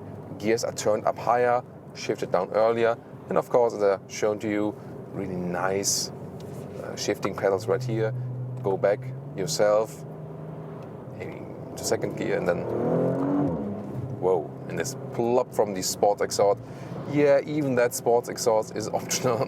Talked about this earlier. So that's always the catch. I mean, both with Audi, BMW and Mercedes, so many options, and you ask yourself, like, at what point do this option list finally end? So that's, I think, I think sometimes also customer rip-off. They should just offer more standard equipment. That would be definitely better. Oh, interesting old Citroen. Youngtimer. I mean, they really had interesting designs back in the days with Citroen, didn't they? Well, yeah, so I really have to say, great sporty driving on the motorway, such a cool motorway vehicle. If you compare it to the bigger segment, like Audi A6, A7, or even the A8, Of course, here you have somewhat less comfort, but you feel so much more agility, so much more balance handling and less weight. If you ask me Sportback or Coupé, go for the Sportback. If you're not only using it alone or with two people, if you need that rear bench. And of course, this fastback opening is so practical, so you can have like a estate-alike practicability while having this driving experience here. And it does have a slightly longer wheelbase here, the Sportback, than the Coupé. Yeah, and therefore the Coupé also, feels a little sportier indeed, but it's not the world. It doesn't feel like a completely different car. So in most of the cases, I really have to say the more wise decision is to pick the Sportback, because this car here can still combine so much. Having the animal surface here on the seats, of course, makes it less comfortable when you stick with the base Alcantara option, at least if that's the case in your market, if they offer it. It also will give you a little bit more comfort. And of course, the seats you have in the S5 as standard are more comfortable than the seats you have in the RS5. So at the end of the day, if you ask me, Coupé or Sportback, yeah, I love the design of the Coupé, but Sportback it is. And if you ask me RS5, M4, or then the C63, yeah, really tough decision. We do have, again, the comparison very soon, M4 versus RS5 in the Coupé version. But to me also, this car feels more suitable to a customer that drives it every day. That's also why I would probably lean to that. Yeah. What was that? It was like this Corsa accelerating on the hill and having wheel spin. I had the impression that way. Yeah, and then what about bigger or smaller vehicle? Here, definitely lighter, more balanced, sportier handling, and also question what you want to do with the vehicle. So, what a great performance. But of course, as the pinnacle of our driving part, what is still missing? Yes, driving up Autogefühl peak, and that is to come right now. Oh, there's one more tunnel. What can we do in the tunnel? Oh, there's a tuned MX-5, like a underground MX-5 behind us. Want to give him a show?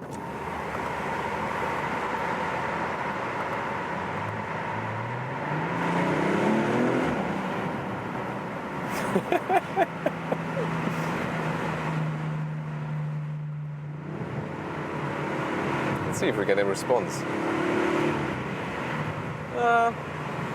Doesn't feel like giving us a response today. I mean, doesn't have to. So, now we're approaching our famous riding up the hill. We always do that with performance vehicles when we have the chance to in our surroundings. This will be a lot of fun, definitely. So, here we go. Shifting back a gear, I keep it in the manual mode now. So here I can turn up the gears a little bit higher. RS2 stiff suspension mode. Wow, blop, blop, blop from the exhaust. Now look at that steering. I can really keep my hands on the steering wheel all the time. Great automatic gearbox. Yes, a classic converter gearbox. I just prefer it. Classic all-wheel drive, rear-wheel bias, converter automatic gearbox. That's what we want to have, right? And look at how flawless this car is on the road. And I think that's also a difference. I mean, if you want it more extreme, then get the M3, M4, and the C63 with the pure rear-wheel drive. That is like, the more extreme feeling. But if you like this super balanced feeling, then this is here the vehicle for you. This car is super sporty, but it's one of the smoothest sporty vehicles. That's, I think, the strength of it. So I'll leave you a little bit here to enjoy.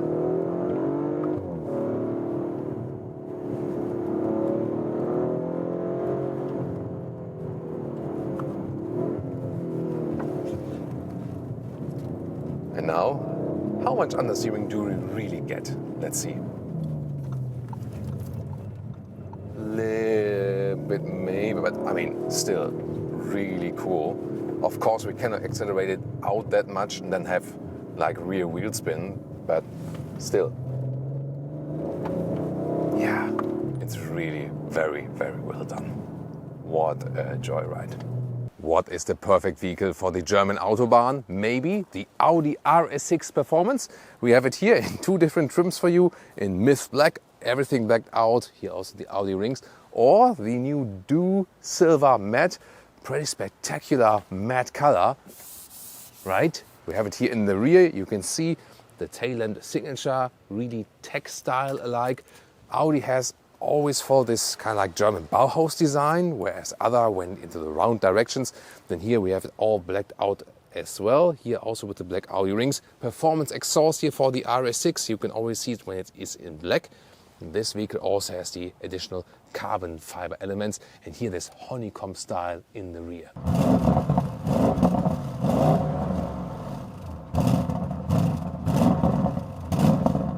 The RS6 has a wider stance than a normal A6 model because of the wider wheel arches. And here from the exterior part, once again, everything really sinister already in the front. Lamps, LED or optional matrix LED with laser light. When you have the laser light, you also have these blue accentuations. The length at 5 meters or 197 inches. And here I picked 22-inch wheels in this almost golden style for you. I think really massive in combination with the black. 21-inch wheels would be standard. 22 then option here also for the RS6 Performance. Either you have the adaptive air suspension or the DRC. That is then a suspension that has 3 different prefixes you can select on the infotainment system. The air suspension will give you best comfort. The performance model also comes with the dynamic pack, and that includes, for example, the rear sports differential, and the rear axle steering steers then up to 5 degrees in the opposite direction than the front wheels. What is missing? The black one from the rear and the Dew silver one from the side and from the front. This is really a very unique color, isn't it? By the way, the top speed, 305 kilometers an hour or 190 miles per hour, but only if you have the Dynamic Package Plus. That also includes the carbon ceramic brakes, so that's another option. Yeah, I think that speed we don't even need in Germany. Turning indicators in the rear, here with the cascading effect. And in the front, it looks even more spectacular. Wow, this is awesome, isn't it? There haven't been so many all-new vehicles with Audi, and especially their electrification strategy is a little bit being delayed. We'll of course keep you updated on our channel with the all-new electric vehicles by Audi. But while we are waiting for the all-new EVs, they are making, for example, some special editions, like here the RS6 Performance. Ta-da! 4-liter V8 bi-turbo. And now the main thing about this performance model upgrade.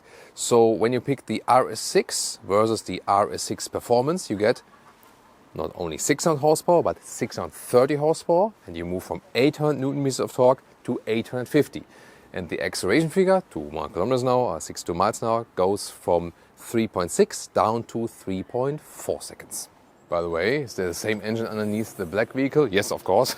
Yeah, just to have a look at that, how it looks like in contrast. As for the fuel economy, by the way, when you go cruise control motorway, like 1 kilometers an hour, 120 kilometers an hour, 60, 75 miles per hour, then you can score some decent figure around 10 liters on 1 kilometers, 23 mpg US, 28 mpg UK. Of course, when you use all that power, then it will go up with the liter figures, but down with the mpg. Car key with RS badge and door closing sound. That's nice, and I love the sound of a matte paint on the exterior. And it, by the way, cleans itself very well when it's raining. That's also cool about matte paints. Just when you have scratches, you cannot polish them. That's the downside. Then inside of the doors, we have the microfiber use here. It's also soft plush at the back part, for example. Then we have here these carbon fiber insets. It's not painted on top, so you can really feel that actually. And my favorite is the microfiber steering wheel. I just love the grip, and it's, warm in wintertime and cold in summertime. And then you have these sports seats. These are here in animal skin, and you have different color packages here. You can also get microfiber here for the RS6, at least in Europe. And here, a different design pack. In this case, all the contrast stitches are in red. Yeah, that's what you always have to do here with so many screens and also these high gloss areas. So a lot of high gloss black. I don't like that much. So many fingerprints and the dust and so on. But this screen split here is actually quite cool with the infotainment system on top and the climate unit in the lower part. It's easy to control, although I always prefer the physical buttons, like here for the volume one, you still have one. Then you have the cup holders here, they are also adaptive. Oh, sound. Then microfiber covering for this armrest, underneath USB-C chargers, also inductive charging pad. And the seat comfort itself is actually quite decent. With the microfiber it's a little bit cozier, I feel, also. And then here headroom with 189 or 602, enough left. Here we also have the microfiber ceiling from the inside. I also appreciate here the manual volume jog at the steering wheel, and on the left side here for the instruments, RS button with nice clicking sound. You can easily activate the RS mode, which you can individualize, for example, here, and then it also changes the styling, and you can also change the whole styling of the instruments here, Audi Virtual Cockpit. Then you, for example, switch to RS Sport and you more have this round gauge, or you can go for the RS Performance. And if you are going to these RS modes, then you have this runway thing, you know, like drag strip alike. And also for the head-up display, you have this racy view. Rear doors with microfiber inserts as well, and the comfort here is actually pretty decent. Also the headroom, no problem for tall adults. Legroom as well. Yes, the platform doesn't give you the best dimension from exterior length to interior space. That's more than enough. Huge middle tunnel. There you have a climate unit. It is also hashtag capacitive BS. However, it has some clicking fake thing that almost sounds like you would click something you could turn. And now I'll take my Dark Saber to measure the trunk here. Electric hatch, of course. Well, the Dark Saber didn't hold for too long, right? Here in the length, 115 meters or 45 inches. And the width is a little bit more than a meter or 40 inches. Very well usable. That's the thing about the RS6. It is basically a race car on the Autobahn, at the same time a versatile family estate. And while we're here in Spain, like outside of Girona, so in Catalonia region, to show you these vehicles with summer tires and these beautiful, you know, golden like 22-inch wheels, I had to just take this chance and also to produce the video here in a nice environment and so on, great scenery. Driving this one has to be on a German Autobahn. So I would say, let's go. All right, German Autobahn, and the good thing is I don't have to work around in the drive select below here. I just press the RS button. There we go, need a little bit more push. And then I'm automatically in the RS mode. Everything is set, let's go.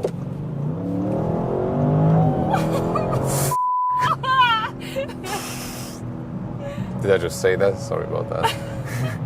That was already 120. Woo! Yeah, I mean, you have this note there, and here in the performance version, instead of 3.4 seconds in the acceleration from 0 to 1 kilometers an hour, 0 to 62 miles an hour, 850 Newton meters of torque instead of 800 Newton meters, 630 horsepower instead of 600 horsepower. So there is this little notch more you feel there in the push in this RS6 performance version.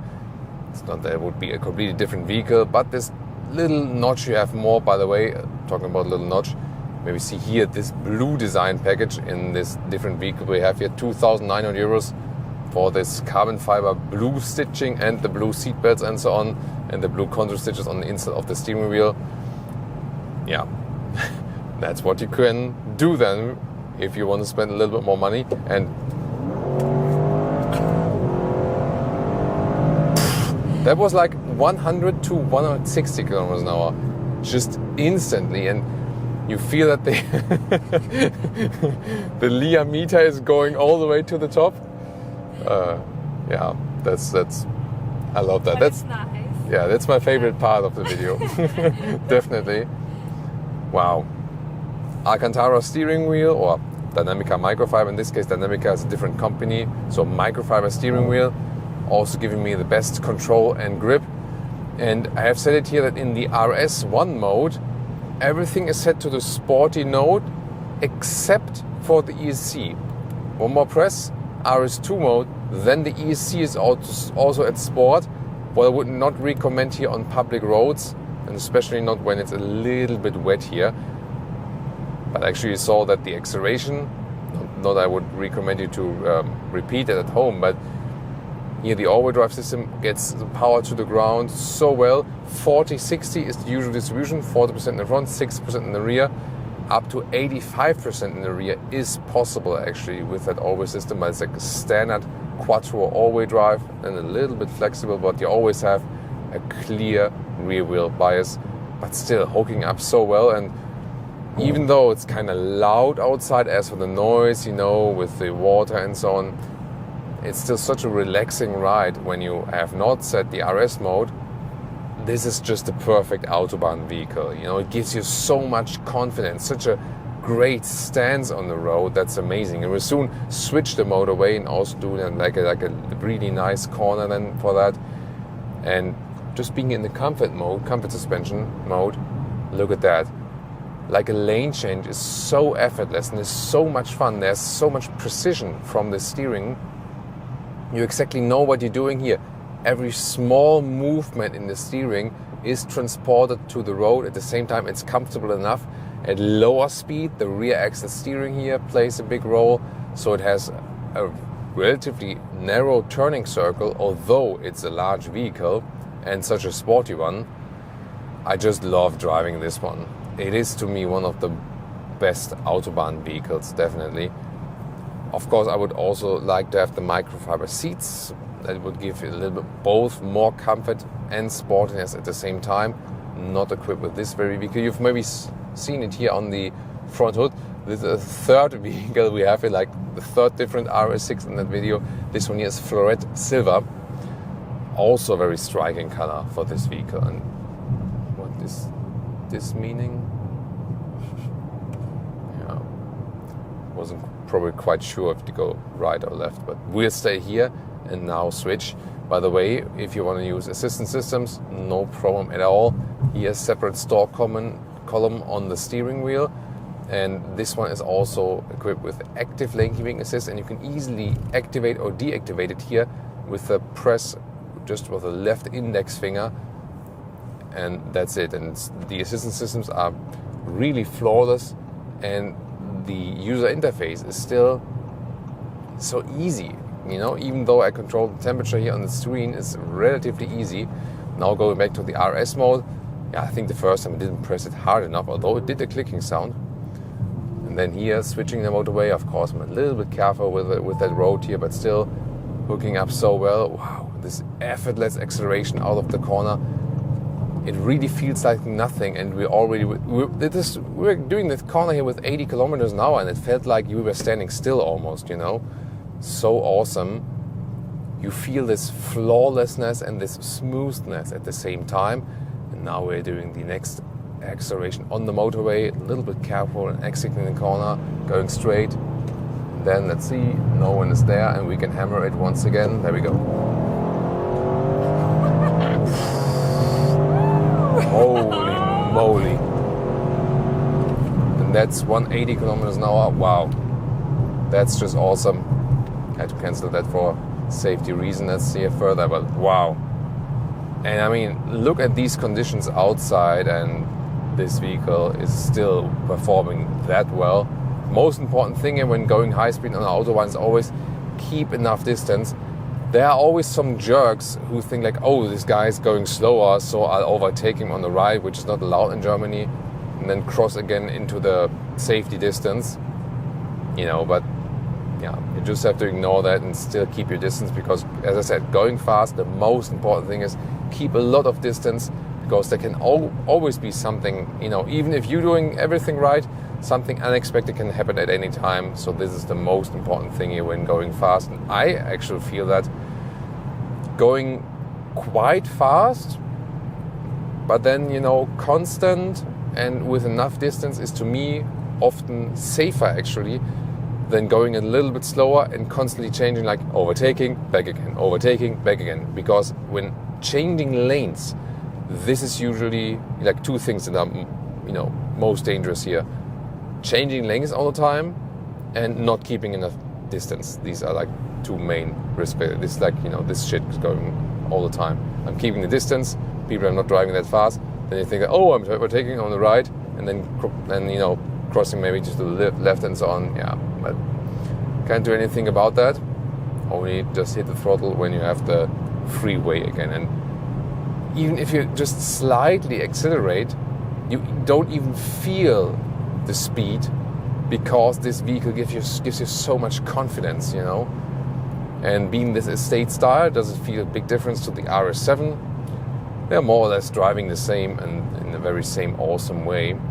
It's just that you have a little bit more practicality here. So now also brake control, really nice, reducing to 120, really nice. Wow. I can just say the number one word for this car is absolutely effortless. Effortless is the word for this vehicle here on the German Autobahn. Now exiting here, or switching again to another Autobahn number. This is also a very awesome corner. Again, I'm paying attention to the road conditions today, so I'm not racing it that much, but I mean, I'm saying that and it's still going so quick because it gives me so much confidence. Of course, laws of physics at some point still apply, so we have to be careful with the street conditions, but wow, beautiful. Oh, you know, this slight growling there from that V8 engine, 4-liter V8 bi-turbo. Then here out of the corner once again. So what I usually even more like is not flooring it all the way out, but just this, you know, using it maybe even at low RPM and then just slightly growling out of the corner. That is also something that really spices up everyday Autobahn life. One of the most desirable Audi models receives an upgrade. This is the Audi RS7 Performance. Some tweaks in design, under the hood, more power, and also some trim and rework, suspension setup, and so on.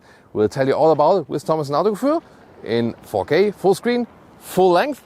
Let's go here with the really impressive front, already a little bit wider.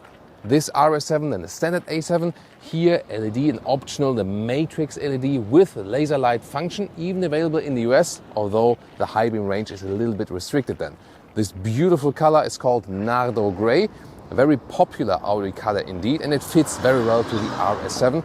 But we also have a Ascari Blue matte vehicle for you here today. Just as a contrast, that also looks pretty impressive, doesn't it? Audi rings in the front, either the classic styling, or you can also get blacked out ones if you want a more sinister look. Turning indicators in the front, already with the cascading effect, and wow, look at this segmented view. That looks amazing.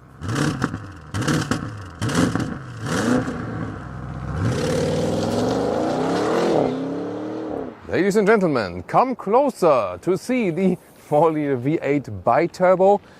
Really beast of an engine, now at 630 horsepower, so 30 horsepower increase, and also at 850 Newton meters of torque. It's actually now a little bit quicker in the acceleration, soon more to that.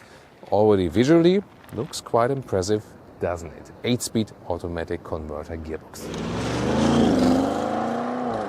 Around 5 meters or 197 inches in length, actually a little bit longer than a standard A7 because of the spoiler overhang. It starts with 21-inch wheels. These are the optional 22-inch wheels. These are the normal brakes, but they're already bigger in dimension. Option, you can also get the carbon ceramic. Also have it once again here with the matte Ascari Blue vehicle for you. And that one also has the matte gray mirror caps, but you can also go for this black package and have black mirror caps, or in carbon fiber, that would also be possible. The side profile already really beautiful here with the A7, or in this case the RS7. They've worked on the center differential of the Quattro all-wheel drive. It's a standard classic Quattro all-wheel drive, 40/60 standard distribution. And in most markets, the rear axis steering is already standard. They also worked on the suspension setup. You have two choices: air suspension, which is already a little bit lower, and also the DRC. Then you have 3 fixed settings for the suspension. Overall a stiffer ride. It's up to you which one you go for. Can we take 5 seconds and just enjoy the 3/4 rear perspective of this car together? Beautiful, isn't it? I love this view. It's my favorite one of the A7 in general. And here once again with the RS7, you can see the wider wheel arches both front and the rear.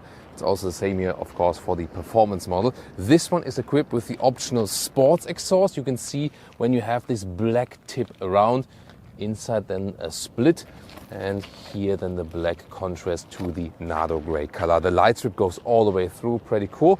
I like it, by the way, definitely with the bright Audi rings and not with the dark ones.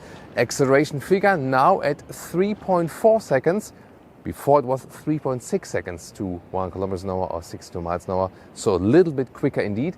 And the top speed is 280 kilometers an hour or optional 305 kilometers an hour. That's 190 miles an hour with the optional dynamic package plus. Yeah, but even in Germany, hardly ever you will reach that speed. And turning indicators, cascading style, looks pretty fancy, doesn't it? RS badge on the key fob. Pretty cool, isn't it? I like that key fob really. And this is here one of the rare cases where we have frameless doors, this coupe style, but at the same time a cool door closing sound. And this is something that hardly anyone achieves. However, you can also use here the optional soft close function. Then instead of the doors, with the RS7 Performance, we have a lot of microfiber use here from the Dynamica company. In this case, here. That's actually pretty cool. And I like it also how the clicking sounds are here at the inside window door levers. This is still the classic approach and not too much #capacitive BS. Then the interior, we have here the red RS design package. There's, for example, also a blue one available. You can pick it according to your liking, and I like especially the steering wheel here with the microfiber. Seats in Germany, for example, we could also get microfiber on the inside of the sport seats here. In the US, only the animal skin is available, sadly. These seats give good support. However, you could also basically downgrade to the comfort seat. Then you have a little bit more open space. That would also be possible. Then with 189 or 602, still a lot of headroom left. This one here, closed roof, and all the way also with a nice microfiber. This interior cockpit overview to me shows how you can combine the new world with the classic good user interface here. Apple CarPlay, Android Auto, wireless or wired, touchscreen, lower part, touchscreen also for the AC. However, for a touch solution, relatively easy to control. And then manual volume jog right here. On the steering wheel also real buttons. So it is a mix, and that's fine with me. On the dashboard, a beautiful microfiber use. I really like it. However, as an alternative, you can also get this carbon fiber like mesh, blue contrast with the blue design package. Steering wheel with the microfiber, really best grip. And here with this dent on each side, actually better grip than for the hand in this position. And these shifting pedals, really high class. And not to forget the small head-up display. Instruments can be classic like this, or RS performance gauges, or the RS runway. And then you have a drag style. And important that you can always configure your RS button. And here RS1, RS2, you pick your individual settings, and they are then activated when you hit the hotkey. Here for RS1, then or for RS2, maybe make that one the sportiest or something. The infotainment system has these really large tiles, so easy to control actually. And I always deactivate the haptic feedback, so I can just click it like I do on the smartphone. And the other alternative would be that you really have to click and hammer it, but I like it in the easy, normal way. Microfiber on the rear shifting lever, cup holders next to it, just too much black piano lacquer, I think. Then here the microfiber armrest. This is properly fixed when you put it front and back. With the Cayenne recently in the EU version, we had a problem that it automatically goes forward. And then when we open it, more space, and now 2 USB-C chargers. Rear seating, yeah, we know there's not too much space considering the size of the vehicle. By the way, here, this is the way the window goes down in the rear maximum. Of course, we can put that high like that. And let me just take a seat. Behind the seat as I would be driving as a tall driver. It does fit with 4 tall adults, but that's about it actually. And also headroom, even though it doesn't look like it, I can also sit here in the rear. It works. What I love about the RS7 is that it has this fluent, beautiful form, At the same time, it is as versatile as an estate because you have this fastback opening really wide, very well accessible, 115 in meters or 45 inches in the length, and you can have 1/3, 2/3 fold, but you can also just fold the middle part here and you have a vast trunk area. And then there's this covering part of the trunk. You can release it here and then pull it. That way you could look through, or maybe when you want to transport something even bulkier. But overall I think it's a good idea to cover that one, that even when you close the whole fastback hatch, so you can see when this one goes down, it goes here and then covers everything. And this counterpart you could also take out completely, like here. Whoa! The So this was the evil part, because you can secure it like this, but then it's not like really properly closed. The key is to really push it in there and then turn it around. Now it's properly safe. Launch control.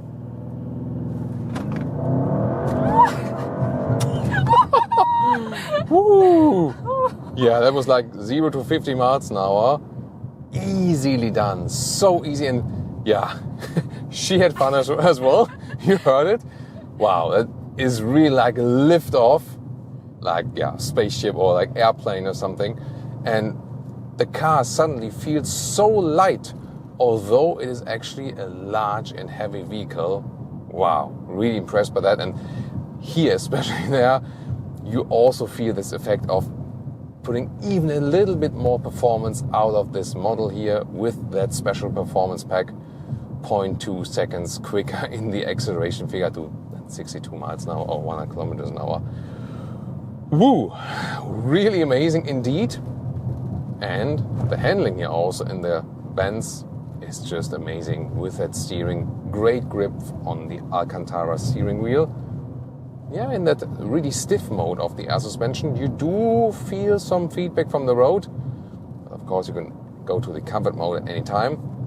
First comment, air suspension versus the DRC. You can pick both. DRC is a fixed suspension that can be set to 3 different stiffness modes.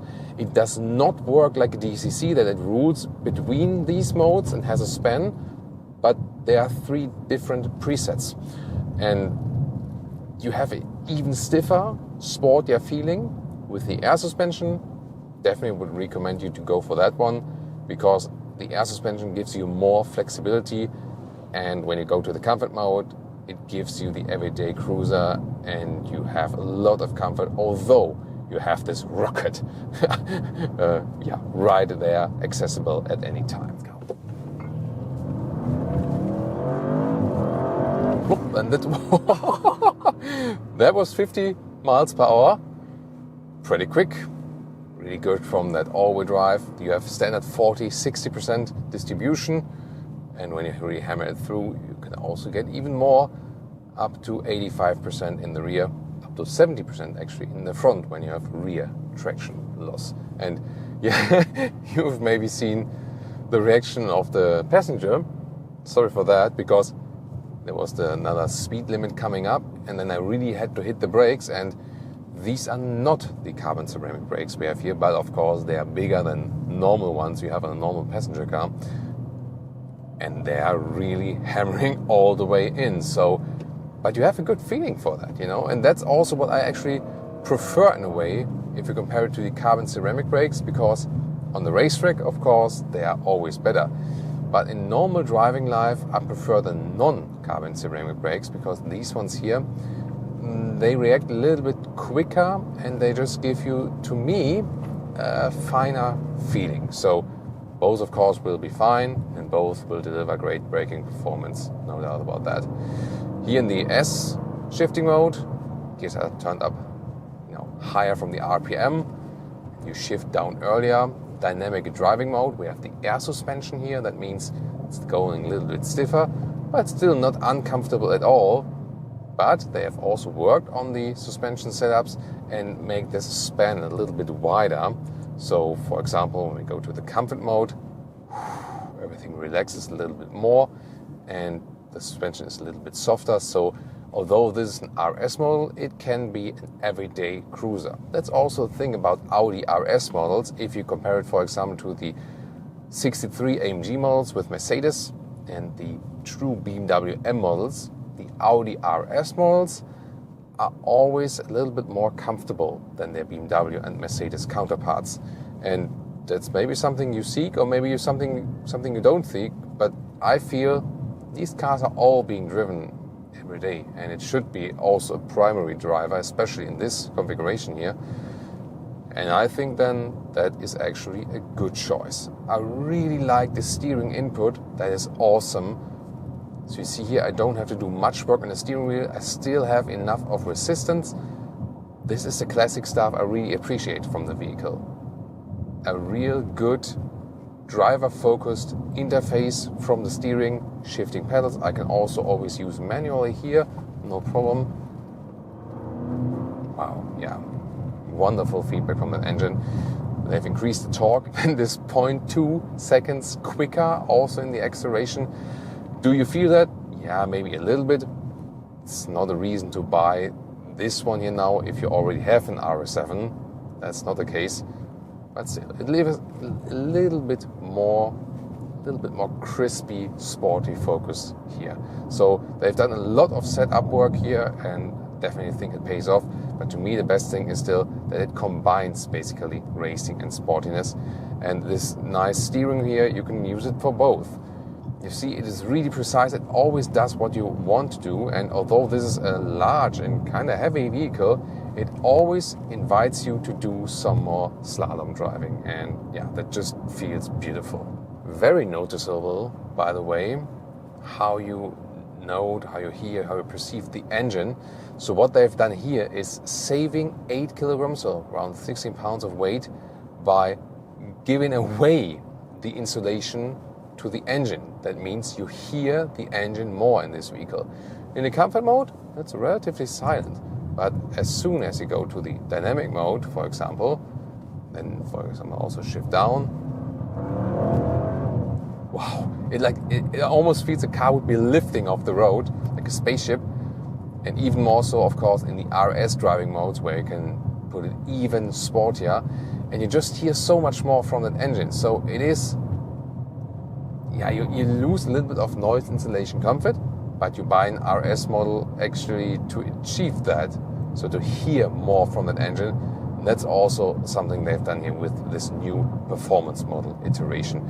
Here, the drag strip mode is also available in the RS driving mode, and wow, there's such an instant reaction when you hit the throttle. Great. And at the same time, when you go back to the comfort mode, you go from beast to everyday comfortable cruiser. That's the cool thing. So the overall handling and feeling of this car is superb. You feel that it is a very evolved vehicle. It is due to the end of its life cycle very soon, yes, but sometimes this is exactly a reason to go for the vehicle, to get it when it's really finally developed. One more acceleration in the RS mode.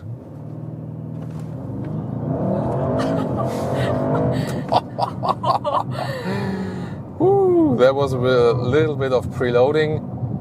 Whew, that is defo liftoff.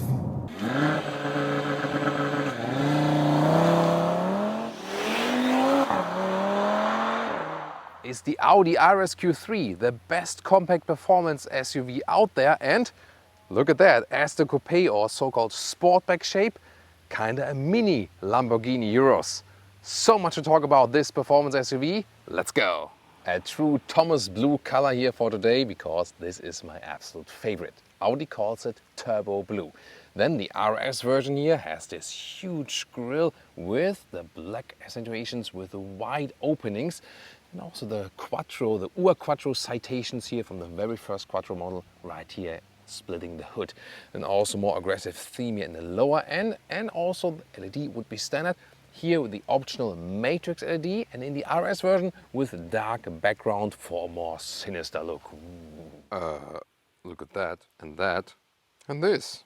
Thomas Blue also for the interior, how cool is that? Soon more also in the interior part. Ooh, look at that, the length 4.50 meters or 177 inches. Suspension-wise, it comes standard with a stiff sport suspension, 10 millimeters lower than the usual model. And an option you can go for an adaptive suspension called RS Sport Suspension Plus. And you should go with the adaptive suspension if you buy it new, or also pay attention if you buy a used one, because it will give you more comfort. Wheels would be 20-inch standard for the RS, and here 21-inch optional. I mean, car of that size with 21-inch wheels, this is massive. Optionally, you could also get the carbon ceramic brakes. These are not the ceramic brakes here, but they're really way more than enough. Definitely great styling, and also painted wheel arches. But here a nice chrome contrast here, the side mirrors, and also frame around that really fits to the turbo blue color here. And it is available as the classic SUV shape, and also here as the Sportback shape, or SUV Coupé alike. And in this case, it brings more sportiness out of the vehicle, and yeah, makes it that mini Euros definitely. Would you go for this shape? Actually, tell me in the comments. Now that's a hot 3/4 rear perspective, isn't it? You can unlock the top speed, by the way, to 280 kilometers an hour or 174 miles an hour on this vehicle. Wow. Yeah, probably then you can really catch up with the Euros. And here the styling element for the RS, honeycomb structure in this part lower, and then again a nice grey contrast, and then massive exhaust. This is the optional sports exhaust, and then Autogefühl fake exhaust police right here, because the outer tip is fake. The air does go through. The inner tips here split in two, so actually 4 pipes, but then 2 pipes with the fake exhaust. And since we have that matrix LED option right here, we also have the cascading turning indicators.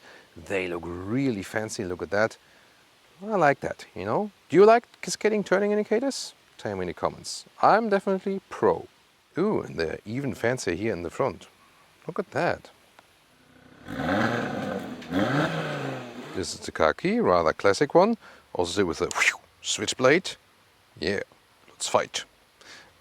Well, I mean, it's actually still premium, why not? Then, door handles here, feel really nicely, and the door closing sound, very solid. Then, instead of the doors, the top part here is not entirely hardback, but it's also not really soft, so this could be softer actually. But then we have this RS design package here, and then we have blue Alcantara right here, blue microfiber. This is so beautiful, and it really matches the exterior color. I mean, it's not possible to 100% match it, but I think it looks really awesome. Then RSQ3 entry badges. And here the RS floor mats, also nice details. And then we also have a microfiber steering wheel. I love that. Flat bottom, such a great grip. Stays also, you know, in a nice condition, both in winter and summer times. Always the best grip. Blue contour stitches on the inside, shifting pedals. 12.3-inch digital instruments. You get these bigger ones automatically with the RS. Otherwise, there would be an option. You start with smaller ones. Yeah, it's also stupid extra policy otherwise for the normal Q3. And then normal seats would be a separated head restraint right here. So that would be separated, but already a sport seat. And then in Germany, you can get microfiber on the inside, leatherette on the outside. So animal-free is possible in Germany. Completely animal-free is possible actually for the German market. UK market, by the way, starts directly with these seats and then also with the animal skin pack. And here these honeycomb structure on the inside, they look cool, but it's not that comfortable. And also this seat here, when you can go for the base sport seat in your market, do it. It has more comfort. This one here is less comfortable, but I mean, this blue design package, also here at the side of the seats, how awesome is this? So much great attention to detail there at the co-driver seat, inside of the doors, and then also here at the dashboard. We'll see more about that very soon. I love this design package. This is awesome work by Audi. Getting inside, shoe tab. Have you seen the blue Alcantara at the inside of the doors? Yep. Sorry about that. Fan seating position here, 1m86, 6'1". Still enough headroom left. There's also panoramic roof available optionally. Manual control of the steering wheel, but very smooth and very quick, so that's fine. And then, yeah, again, base seat would be more comfortable, but here still you have decent comfort because you have the upright seating position. It already feels like a grown-up SUV. That's, by the way, a big difference here. This current Q3 generation, if you compare it to the previous Q3, very important. Interior overview, a normal Q3 would start with a smaller digital gauge and also a smaller screen. This one automatically comes with 12.3-inch left, 10.1-inch on the right end. Once again, so nice here, the design details. Soft touch also here. And then one of the best things is the manual climate unit. Yes, thank you so much. This one still has it with nice clicking sounds or turning sounds. Also here, click, click, click for the seat heating. And also here, manual volume knob for the co-driver. You also have it here manually on the steering wheel, which has the perfect size and real buttons on the steering wheel. We don't want the capacitive BS. Just leave it like this. This is the perfect interior actually to control it with the user interface. Yes, it already has a touchscreen, soon more to that, but we still have manual dials because we still want that, period. Then 7-speed DSG, or S-tronic as Audi calls it, the dual clutch transmission. The drive select is in the lower part, but the RS here has the RS mode button directly at the steering wheel. That's of course really good to have. Then we have adaptive cup holders and armrest with some more space underneath. For the virtual cockpit you have two basic settings. You have also this performance gauge like this, but I rather stick with the normal RS Sport gauge. And the thing is, when you are in the RS mode, then it automatically switches to this gauge anyway. So that could also be a nice, switch then while driving and so on.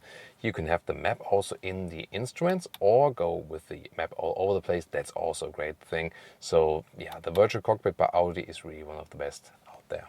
And at least once in a review with VW, Audi, Porsche, Seat, Skoda, we get the question, wait a minute, check engine light is on. Is the car broken? It's brand new. I agree, it doesn't make too much sense. It's irritating for the customer. But their logic is, when you have the ignition on, then the light says, hey, I'm the light and I'm working. I'm theoretically working, but I'm not broken. When you start the engine, it's really running, the whole combustion engine, then the light disappears. And when it would be appearing while the engine is actually running and burning fuel, then it is, the case that the engine is broken and needs checkup. Infotainment system up close, easy menu structure, and I also feel it's just faster than one of the bigger Audi systems here. Look how fast it is, how responsive.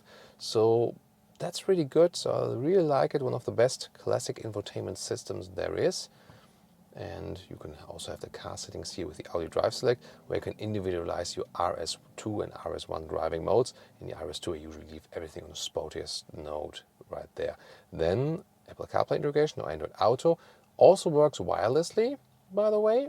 And here, the sound system, optional Bang & Olufsen sound system, is really true in-depth sound. So really recommend. It's expensive, but I can recommend you to go for that one if you're a music lover. Oh, we have a camera. Want to take a look at that? Yeah, that could be a little bit better from the resolution, but it does the job, of course. Oh, by the way, you also have some nice ambient lighting settings here. Different colors are available. Of course, even better appearing at night. And you can also switch the brightness. Yeah, I always put it full brightness, yes. Interesting idea, by the way. USB-C and USB-A, so they split it to have both available. Good transition, I think. In the rear, you can exactly also fit two more adults, but it gets really closely with the knees, but it directly fits here in this recess. Headroom-wise, also exactly fits, so 4 tall adults does work here. And seen the seatbelts, by the way? I get it from the front, like here with the blue. I could have also gotten this one, right? Or both. Blue, blue, blue. I mean, this design package is just pure awesomeness, definitely. So what's also cool here, you can move the bench forward here or backward to have more trunk, depending, or more legroom. And the difference here, Sportback and SUV is, in the SUV you can move it back and forth 15 centimeters, here just 13 centimeters. Yeah, I think you can live with that. Also the loss in headroom, I mean, that's actually quite fine. There's not so much compromise when you go for the Sportback version. What's also good is, here you can adjust the angle of the back part. Sitting here in the middle part is possible. Let's leave it that way. In the middle part here, some cup holders, and they are also adaptive. Trunk area is 530 up to 1,400 liter. The Sportback loses a little bit in the maximum capacity actually, and Here is a little bit lower right there, but you can easily live with that. Here, cabin trolley also fits in a vertical way if you put it like this. Well, I'm not only telling you, let's just test it. Here we go. Yeah, that works. You just cannot put it, all the way out, then it would probably, be a little bit annoyed about that.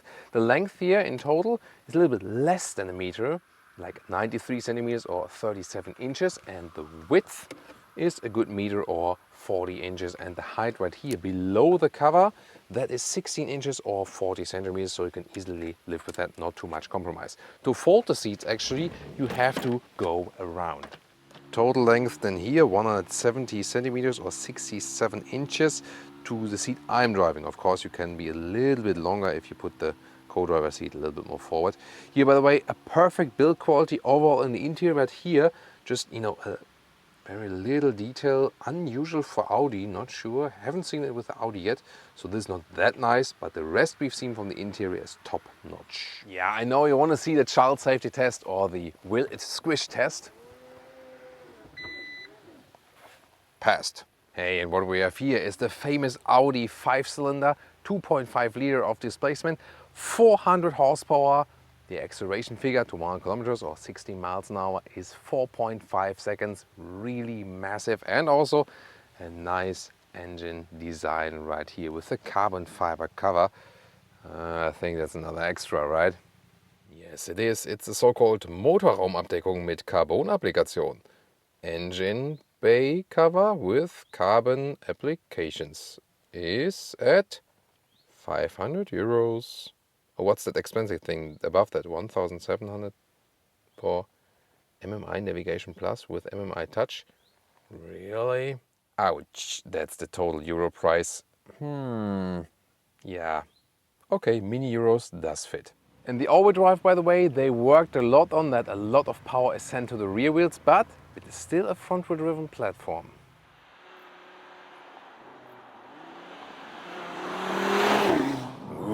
Welcome to Thomas's Performance Driving Lounge, Audi RSQ3, that 5-cylinder. Let's put here into the RS mode, very practical at the steering wheel, RS2 mode, sportiest mode that is available. And we'll start here, there's no one behind us really.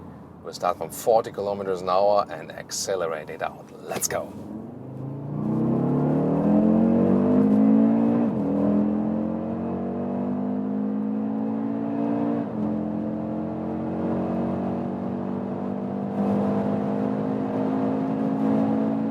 It's 200 kilometers an hour, 125 miles an hour. Wow, that one is screaming. And really great control here, great steering. So super in control, awesome handling. Wow, this really doesn't feel like an SUV at all. It really feels like a sports car, especially with a great grip on the Alcantara steering wheel.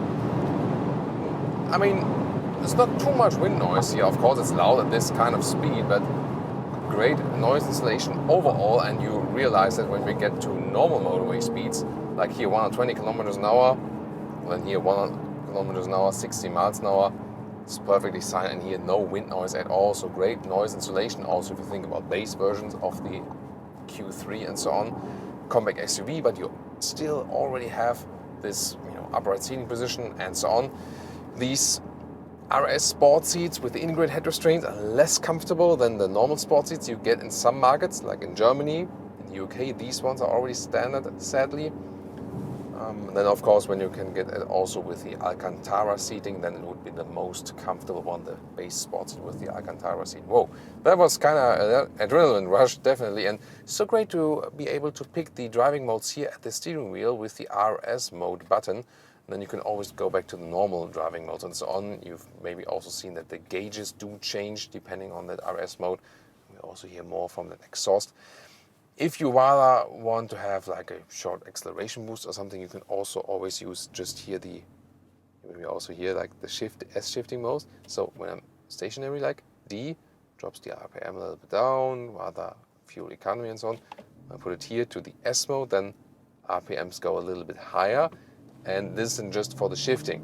The RS mode then puts all the other parameters also on the sportier tone. We can also configure it here, like the drive system, suspension, steering, engine sound, how the Quattro all-wheel drive then reacts.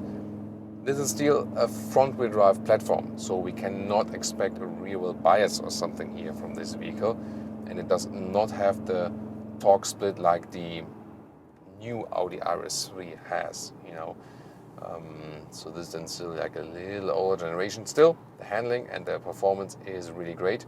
Now some countryside driving, and you can put it to the RS mode once again, and it's so much fun, especially that steering here is so precise, and then such a good grip here with the Alcantara surface, and it directly follows your commands. Look at that, when I go in slalom, you see that the car is exactly doing what the steering wheel is suggesting, and you really feel absolutely one with this vehicle because you are so much in perfect control, and slalom is so much fun. There's hardly any, you know, rolling or something.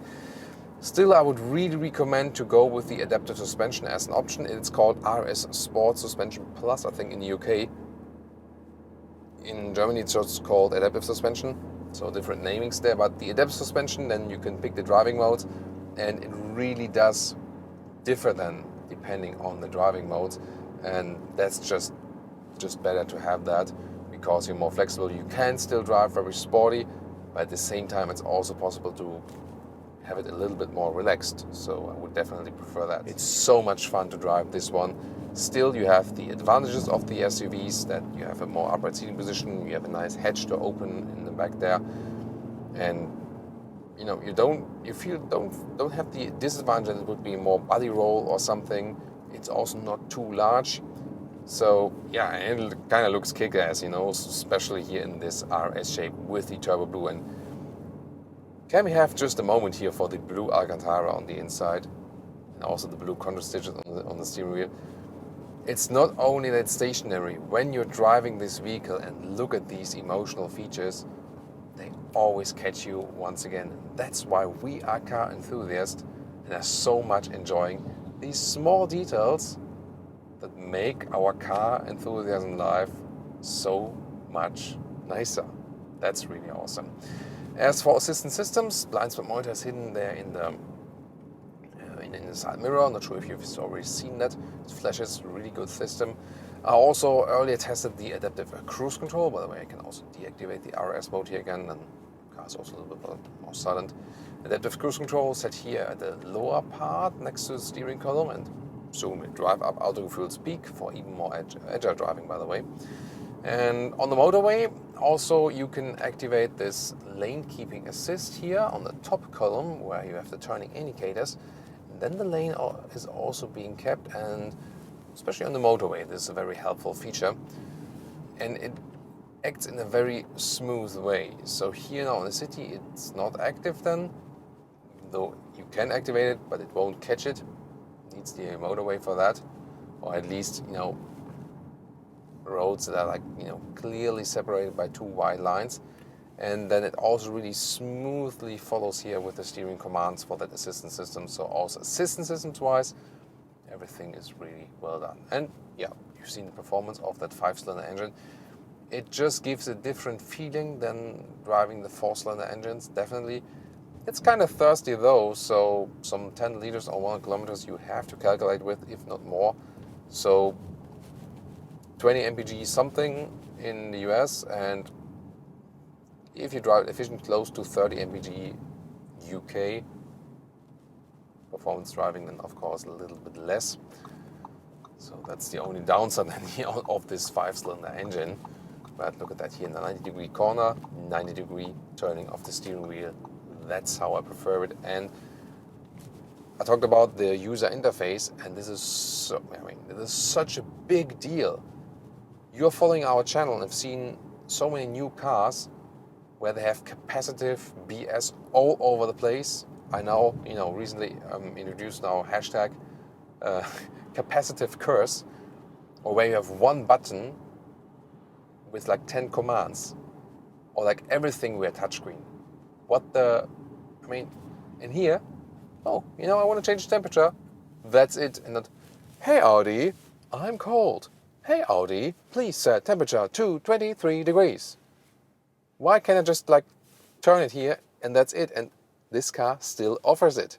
So that's actually the thing I really love this vehicle.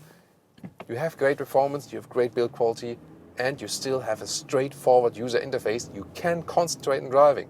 Want to put in the RS mode? Click it here on the steering wheel, real buttons. Want to have it louder from the music?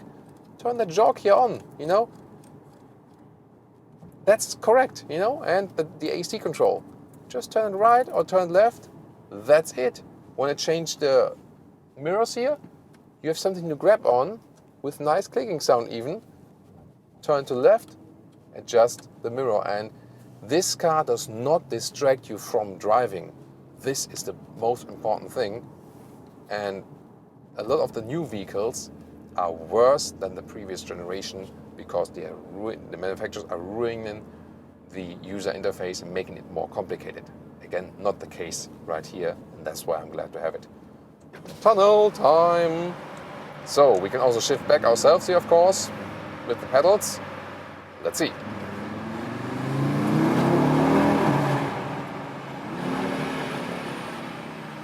Oh, I mean, it's not a 6-cylinder sound. It's not an 8-cylinder sound. It is some unique, definitely. It's not really exaggerated. I mean, from these huge end pipes, you could suggest there's something more coming or so. But you maybe heard it on, at the acceleration, that more was coming definitely when you really hammer it. So, yeah. Sound-wise, of course, especially the EU specs of these vehicles. Yeah, I mean, there are more and more regulations and so on, and this is also making things definitely more silent, and definitely also changes the characteristics and so on. Now, it's time to drive up Autogefühl's peak, and we keep it with a manual shifting here, and the RS mode.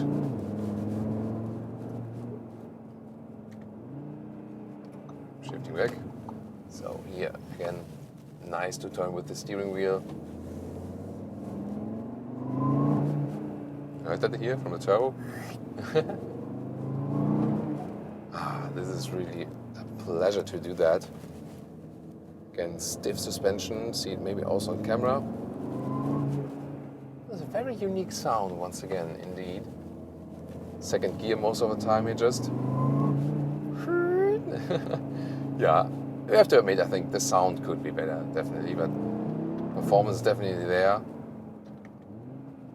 And situations like these, okay, car's a little bit smaller, that's fine, because bigger car could indeed be a problem, so that's also a good thing. You sometimes have situations where you're not that annoyed because your car is too big. Yeah, that 5-cylinder really is activated when you are in the higher RPMs. In the lower RPMs, this is indeed different. The 6-cylinder has more, culture, but then here when there we go, when it's really like going in the high RPMs, then it's giving me the boost. So this engine wants to be pushed. It's telling you like, come on, Thomas, anything more for me? Why are people always standing in this great hairpin corner at the right side? This is ruining my hairpin corner style, like while drifting or something. Still, so much fun here, once again, with the RSQ3. To me, one of the best sporty or performance compact SUVs, definitely. Beautiful landscape here on Tenerife, together with the beautiful sporty SUV, the Audi RSQ8. Do you want to enjoy that here together with us? On Autogefühl, your #1 resource for in-depth car reviews and your #1 community to discuss cars. Today with Thomas, and we're going to tell you all about exterior, interior, and of course the performance driving experience of this tops sports version of the Audi Q8. So please join us now in full HD, full screen and full length. Let's go.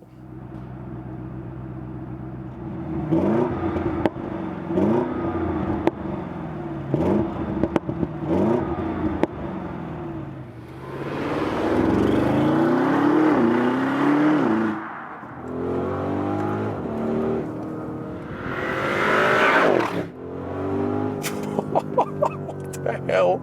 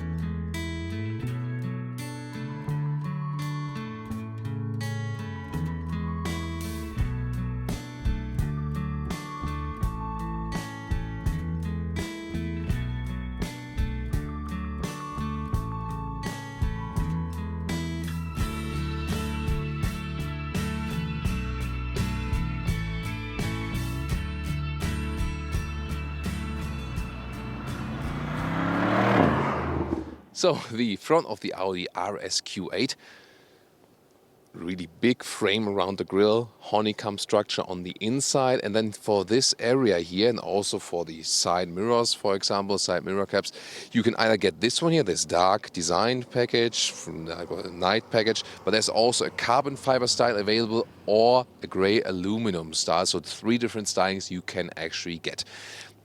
The Audi RSQ8 has a specific front axle steering to make it a little bit more precise. AMG also does the same with the GLE53, for example. Then those headlamps, quite slim, nice LED signature. They start with the main unit from LED, and optional you directly go to the matrix LED lights. And here in this case they also have a black background on the inside to make it a little bit more RS specific. And in this LED matrix trim you also have the cascading turning indicators here already in the front. That looks really amazing. And of course we did some night shots for you this time for the headlamp, for the matrix headlamp, so you can see the difference between the normal light and the high beam, front and back and so on. That was really impressive, short semi-off-road drive. And also we tested it on the road when some cars are facing us, because the matrix LED high beam works in a way that when some cars are coming towards you, you can have the high beam activated, but then those cars are still not blinded by the light, because they save actually some LED spots that the car is not getting blinded, but you can still have some high beam and a little bit better visibility. So the visibility with nighttime driving is really exceptional with this car. About 5 meters, 16'4" or 197 inches is the length of the Audi Q8. The RSQ8 has some bigger spoilers, so it's just a little bit longer from the just spoiler length there. And you can see the design is not this typical SUV coupe design where we have very round shape. It's, still has some angular shapes right there, but also strong shoulders. You have the wheel arches in the vehicle color, which is today here Daytona gray. 22-inch wheels would be standard for the RSQ8. Those ones are the option 23-inch, of course, really massive. 23-inch wheels. Then you also have optional carbon ceramic brakes. And air suspension, adaptive air suspension is standard, and it varies in niveau actually 9 centimeters, about 3.5 inches, so 6 centimeters up for on off-road mode and 3 centimeters down when you're driving with higher speed or in the very sporty driving modes, for example. Then again, here those black mirror caps in our design package for today, black frames also around the window. And technology-wise, what's interesting, we have a rear axle steering, which comes standard for the RSQ8, 5 degrees across, so different direction in the front wheels at lower speed, and about 1.5 degrees in the same direction at higher speeds to give some more stability. So at low speeds, smaller turning circle, more agility then, and on higher speeds then actually it's more stability when you're driving a little bit faster. So what you're thinking about design. And last but not least, the last 2 technology details which are optional. Sports differential for the rear axle, optional, and also anti-tilt control, the anti-roll control that really keeps the car really upright. We'll see more about it in the driving part. A very modern styling here at the rear with this light strip that goes all around the vehicle. Beautiful LED signature here too. And in the lower part, the RSQ8 specific design elements here again with the black design, diffuser in the middle part, and those huge outer exhaust tips. The real, let's say, mechanical ones are on the inside, 2 each. If we take a look at that, if we call that fake exhaust, I think that's a matter of definition. Sound-wise, you already heard it in our preview. That was pretty interesting, definitely. So, what's your final verdict here on design? Is it too much, or is it right sporty enough for you? And also at the rear, we have those beautiful cascading turning indicators right there. So when you open and close the vehicle, but of course also when you use the real turning indicators. So in general, for the Q8, you have a 3-liter TDI, you have a 4-liter TDI for the SQ8, and then my favorite engine for that one would be the 3-liter TFSI, the turbo petrol engine, 340 horsepower. And today, the top sports version with the RSQ8, 4-liter V8 engine, 600 horsepower. Of course massive, 800 Newton meters of torque, 3.8 seconds to 100 kilometers or 62 miles an hour. Bi-turbo, MHEV and cylinder on demand.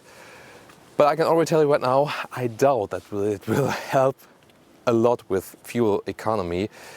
It's rather that it helps on paper for the fleet consumption for Audi. But of course those ones here, or these ones, sorry, they are not really sold in high numbers, so they don't have such an effect on the fleet consumption. But yeah, we have to know this one here will consume a lot of fuel, no doubt. We try to find out later how much exactly.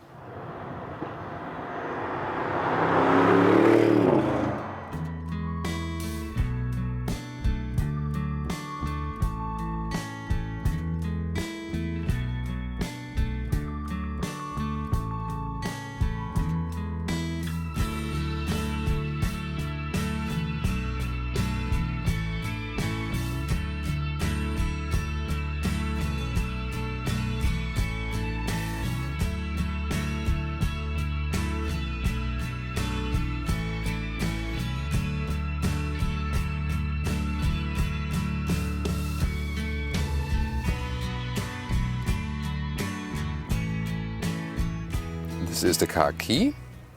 It's quite light and is indeed premium here with the RS logo. And first a door closing sound, which is very solid even though there are no frames around the windows. And other possibility here, there is an option to have a soft close. Ah, magic. Also keyless entry, of course. Put your hand on the outside or on the inside then again to open it. Yeah, and there we go. And then you can see here, of course, you know, frameless. That's always a little bit more emotional. And also good when getting in and out of the car in narrow parking lots. You know, they can lower the window first and then later on put the windows high again with the key. And then here on the inside with some Alcantara inserts. That's very nicely done. The door pockets are still reasonable. Bang & Olufsen sound system, optional 23 speakers with a great sound indeed. Then there's the RSQ8 entry badge, together with the RS steering wheel perforated, and also here with the RS badge in the lower end. I would recommend the Alcantara steering wheel, by the way. It has a better grip. And then the seats, they come standard as a sports seat with the separated head restraint and with Alcantara on the inside. That's also what we recommend, at least somewhat animal friendly and also sportier and cooler in summer and warmer in winter. Here, those ones are the optional RS sport seat with the integrated head restraint. They look cooler, but the base sport seats are more comfortable actually. Also here, this quilting, it looks great, but on long term, it's not that comfortable as the normal ones. So sometimes it's better to go for the, let's say, not that fancy looking version if you want the best comfort. However, those ones are still somewhat comfortable, yes, because, you know, we're talking of a high level of comfort. Just talking about how can you get an even higher level of comfort. Here in our seating position, very good still. 1.86 m or 6'1", still some headroom left, although this one here is the one with the panoramic roof. You can also get it without, depending on your like. Steering wheel up and down in an electric way. The only thing here with this vehicle is that although it is the RS version, so many things are still optional. That can get very expensive. Seats also electric here, up and down and so on. So a lot of different functions. And again, you know, you can find a very good, comfortable seating position. You feel, let's say, somewhat like in a normal SUV, although this one is like a really high-end sports version. And that's also why I would recommend this one here if you compare, like, you know, with the Lamborghini Urus or something. You can still feel like you have an, you know, everyday suitable vehicle, you know. Interior overview with the horizontal stress and wrapped tightly. This huge black area here. Yeah, you can argue about piano lacquer, but what's cool, the Quattro logo and also some other parts are really nicely illuminated with the you know, ambient lighting. I also have some night shots there for you, and you already saw them in the interior intro. That's really a very cool thing. Other than that, it's a very clean interior, all with the screens, 12.3, 10.1, 8.6 inch. So, and then they also interact somewhat together. We'll soon take a look at that, but mostly with touch. Just this volume knob is still a real knob, but everything else is basically done with touch. Only at the steering wheel. On the left side you can control those digital instruments, 2 more details to that. You know, you can switch around the views and so on. And on the right side of the steering wheel, you can control the volume and also the RS mode button. And there you can pick 2 different RS modes you can preset yourself. We'll also go into detail of that very soon. So what's your first impression here? Other than that, in the lower console you have the cup holders, opens like this, they are also adaptive. And then there's this armrest where you can lift it up and have some more USB supplies underneath, and inductive charging pad, because Apple CarPlay also works now wirelessly. Those virtual instruments are really fancy. You can also have the GPS view in there and zoom in and out. You can change the whole view if you want it a little bit bigger, so depending on your needs and what you like. And here the special RS view right there. Brum brum, brum brum. So, and then the RS mode, when it's activated, you can also see it here, and it also changes a little bit of the whole system. Oh, here for example in the RS2 mode I've set this one. The head-up display is not too easy to catch on camera, but I think you get the picture with the speed, allowed speed, and also the special RPM meter here with the RS model and even some temperature dials. Well, you can also individualize that if you want to have some other information on there.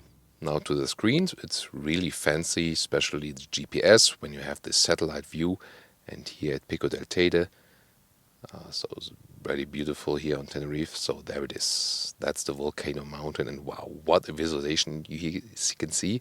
Soon we're going to pass into the this second caldera.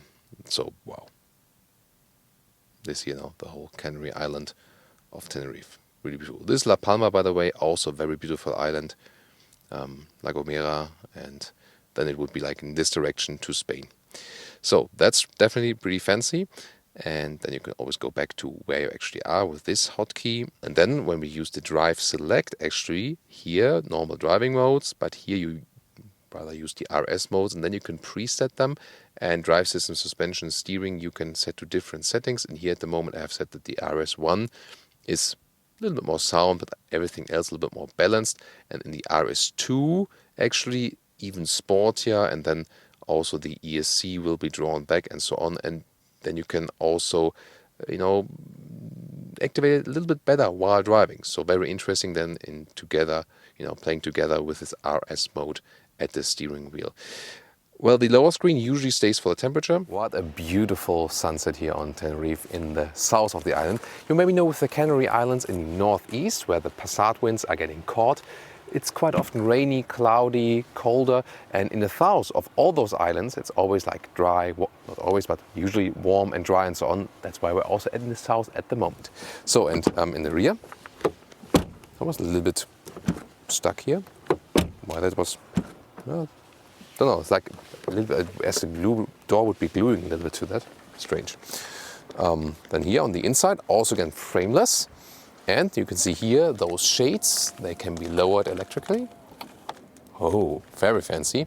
Also some fancy Alcantara on the insert here. And then you can see it doesn't have a big middle tunnel. Well, it's a high SUV, so you have a lot of space here on in the rear. And that's actually quite cool, because that proves again my point.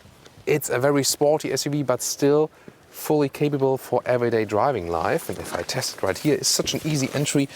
I still have plenty of legroom left, and the seating position is also upright here. Still some headroom right there, and it's better than with one of the sport sedans, so it's just more comfortable here. And you can also vary this back part here, put it back or forth again, so you can find a very nice seating position. You can even put this bench forward for more trunk, and even in that way I could still sit here and have more trunk, so you can vary that depending on your needs. And from here I also have a good view to the windscreen, but of course also to our beautiful sunset for today. Look at that, it's almost gone right now, but of course we are always filming for you. And in the middle console you have those temperature gauges, if you like. It's an option, of course, heating, and in the lower part also 2 more USB supplies. And the armrest looks like this, also with some adaptive cup holders. So what about the trunk space? Here, of course, you can also see this, illumination right there, very beautiful in the evening sun. And the cover of the trunk is shut at the moment. And when I open the electric hatch, it automatically raises up. And when I close it again, it automatically closes. And I love that. That makes everyday trunk life so much easier. This is about 600 liters, up to 1,750 liters. When you push it all the way through, you have to flip the seats from the, from the rear compartment, not from the trunk. And then you can have this maximum loading space of almost 2 meters. The normal trunk length here, with the seats up, is about 1 meter. And then here also about a little bit more than 1 meter in width. And you are just somewhat limited here, but it's still okay. I mean, it's like 40 centimeters at the lowest point under the cover. And then here, you even have about 80 centimeters. So I think you can still very well use the vehicle. The only thing, it's quite a pity here, just you can have no dimension rather. Again, I have to go around to flip the seats, then with the lever, where I also control the back part of the seat. So yeah, and then they are pushed right through, and that's the maximum setup then.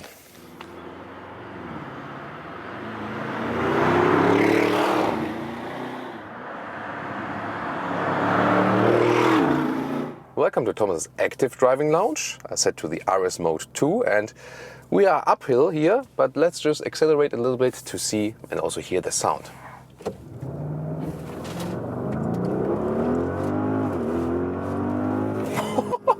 This is what Holger sounds like. So, that was like 94 kilometers an hour, or almost 60. Holger's still laughing. 60 miles an hour, uphill. That was an uphill acceleration. Not sure when we experienced that one in an SUV. Well, it didn't feel so much SUV-alike. Pretty interesting. And we have dry road conditions here at the moment. So we can also go in the sportiest mode. I've set the RS modes in a way that the RS1 mode is like already a little bit sportier, and that the RS2 mode is then even sportier. And that's where we're in at the moment. So the stability control is also drawn back, but we still have an all-wheel drive. So we have a lot of traction when accelerating. And there's also still some, stability control left. But of course, there's no intention from us here to do some power drifts or whatever. That's also hardly possible with this car. It's also a very heavy car still. So we have to bear that in mind. Considering we have also the heavier engine in the front, do you feel that also? Well, the 6-cylinder does feel a little bit lighter to drive on the one hand, but then we have all the technology features built inside here, like the rear axle steering, which comes as standard. Then this rear differential lock, which is optional, and also the anti-tilt control. So you really feel that, especially here now in this sports mode, where the air suspension is also set on a stiffer tone. So now when there's some uneven bumps on the road and so on, you feel that a little bit more. But this car, and especially in the sport mode with the anti-tilt control, I mean, it doesn't lean at all to the sides. So it really feels like driving a low-seating sports car while we're passing Arona here now, by the way. Brian and Thomas B were here recently with the Seat Arona. So this one is the city here now where the Seat Arona got its name from, on Tenerife. Very interesting, right? So little Autogefühl car industry trivia here just on our way. So just in a very little town, and the inhabitants here were actually really, really happy that they're world famous now because of a car name. Very interesting story.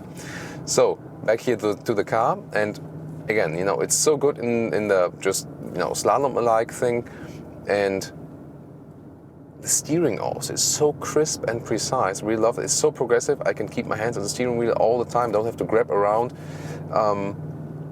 Here, every small command is being transported to the road. It's really a flawless steering experience, both for comfortable steering and actually for a very sporty steering. So that's really cool. Switching over here to the GPS now, because I have to turn left. But I also see it here in the display. There's also the head-up display, of course, where I have those special performance gauges here at the moment. I also see the coolant temperature, for example. So a lot of information you can get additionally here also with the RS models. And when I'm here now in this city part, for example, I can deactivate the RS mode and steering wheel. It goes just back to the normal mode, and it's really helpful in this case because otherwise the driving modes you might remember are down there with the drive select. Yeah, and that has always been some kind of a hassle to switch it around while driving. So it's really easier to have the driving mode button here. You know that, for example, Porsche does it here with the, you know, Mercedes or AMG recently with this turning knob here. So because you can easily access it at the steering wheel. And now in the normal driving mode, it's more comfortable again. The air suspension is also still comfortable. It is set on a stiffer tone, yes, than with the normal models. But yet again, it is somewhat softer than, you know, with the, like some super sports cars or so on. You can still live with that. You can still drive it in everyday driving life. Even though we have 23-inch wheels mounted here. Yes, if you go for smaller wheels, they will deliver you more comfort. So I would always advise you to go for that. So not for the maximum wheel size, but still, I think it's a good decision that this car is still capable of being a primary everyday driving life car. We have some sports cars, and I really think, you know, AMG, for example, I mean, if you like that, they go quite often no compromise. They make the suspensions really stiff. If you prefer that, you know, then just, you know, go for the AMG. But if you want more comfort, I think the sport models by Audi and BMW offer you more rest comfort, even in those very sporty models, than the Mercedes AMG does. But again, there's nothing where you can say that's good or bad. It's just a matter of preference. I can just present that to you, and then you can make up your own mind as for that. So now we're on our way up to the Teide Mountain. So it's the highest mountain in Spain then, because it belongs to Spain here, even though it's in the middle of the Atlantic, and rather, you know, it's closer to Morocco. And we're going up there to have some more beautiful shots and so on. And of course, the road up here is also really cool. And of course, with this V8 power, 600 horsepower, at any time you can get that. However, if you're on the normal driving mode here, you hear not so much from the engine. Actually, it remains pretty silent. There's also this additional exhaust mode, which is already activated, for example, in my RS Mode 1. Putting that to that one here at the moment. Especially in the low speed areas where the rear axle steering is going across with the front wheels up to 5%, you really feel that the car is faking a shorter wheelbase and it feels more agile. That's really cool. It really feels amazing, and again, keeping it pretty upright and stiff, but without being too stiff. It's really a flawless driving experience, and although it's not a small vehicle, it feels smaller and more agile than it appears to be. So this RS Mode 1, set the exhaust mode, and we already have some more dynamic features. And I just want to go in slalom here all the time. That's really cool. Some other colleagues filming here already with that car. And the thing is, even if we're going uphill, I mean, we can accelerate it out at any time, and the power is just there. Of course, it's always a little bit about shifting up or down. So we can go to the S shifting mode, and then in the S shifting mode, we're already a gear lower, and then we can, for example, when we exit out the corner here, we don't have to wait actually to, you know, for the car to shift down or something. What the hell? Also sound-wise, yeah.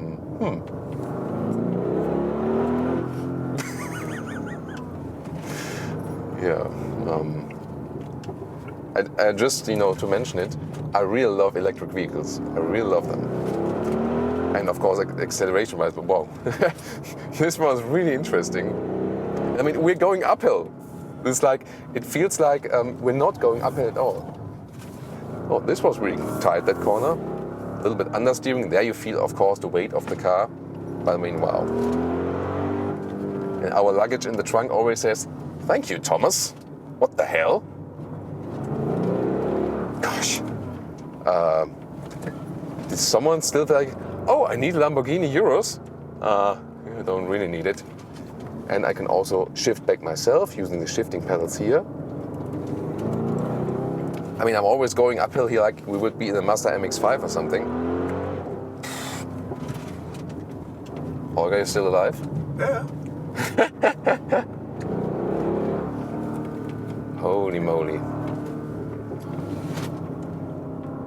I'm not even sure if I should still keep on commenting or if I should just leave you guys like for a minute or something with that, with the sound and the beautiful landscape.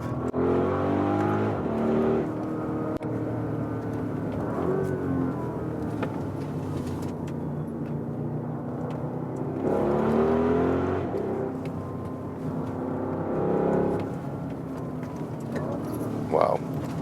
So rear axis steering is helping me really a lot. That's really cool. And yeah, that power delivery is, wow. That's really amazing. The question is always, when can you actually really drive that? When do you have the situations like that? And of course, I mean, going uphill now and really using the power, the fuel economy is just astronomically. You can change the views here in the digital instruments.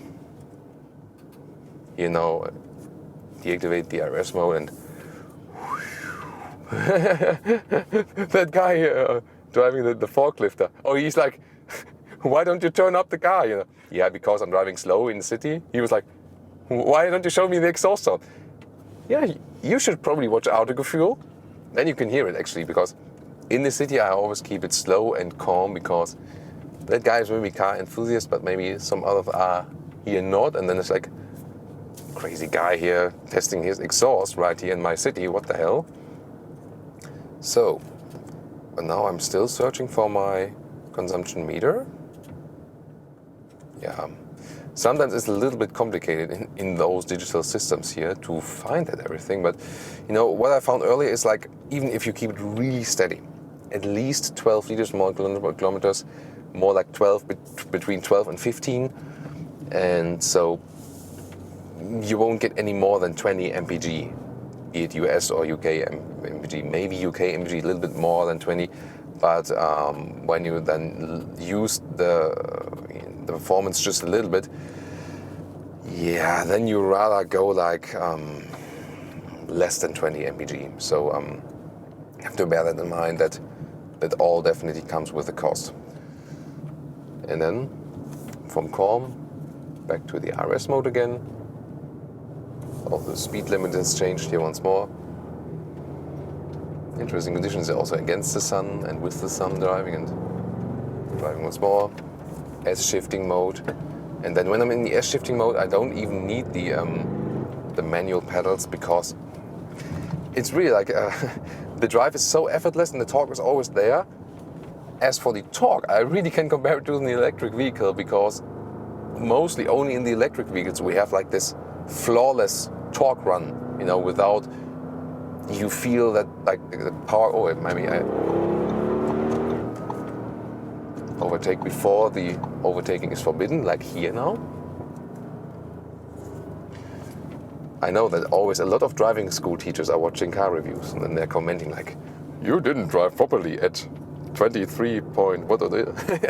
Yeah, I mean, I really try to keep good compromise, because you cannot do it right for everyone, you know. I always, you know, there are always people that come, Thomas, you drive too fast. And I was like, Thomas, you drive like my old grandma, you know. So you never can make it right for everyone. I really try to keep it between, you know, the speed limits, or everything between the law, and when I'm allowed to, then also accelerate it out a little bit, that we also have some excitement. But I mean, clearly we are not missing any excitement here today. So yeah, that was already something, you know. And I think that also speaks for the car in a way, especially when you're with changing the driving modes and so on. You can really have both. So sometimes vehicles have only the sportiness or only the comfort, but here you can almost drive it like a normal Q8 and enjoy this great comfort, upright seating position and so on, really cool. And when you need the power, or when you want to access the power, then you always can put in the RS mode and can hammer it all the way through. And yeah, that was really something. So if there would be a Lamborghini badge right here on the steering wheel, everyone would believe that, you know, instantaneously. Of course, this is also a very, very expensive car. So like when you have a base Q8 of about 70k US dollars or euros, and this one here then almost double in the starting price, so like 130,000, and I have some overtaking here.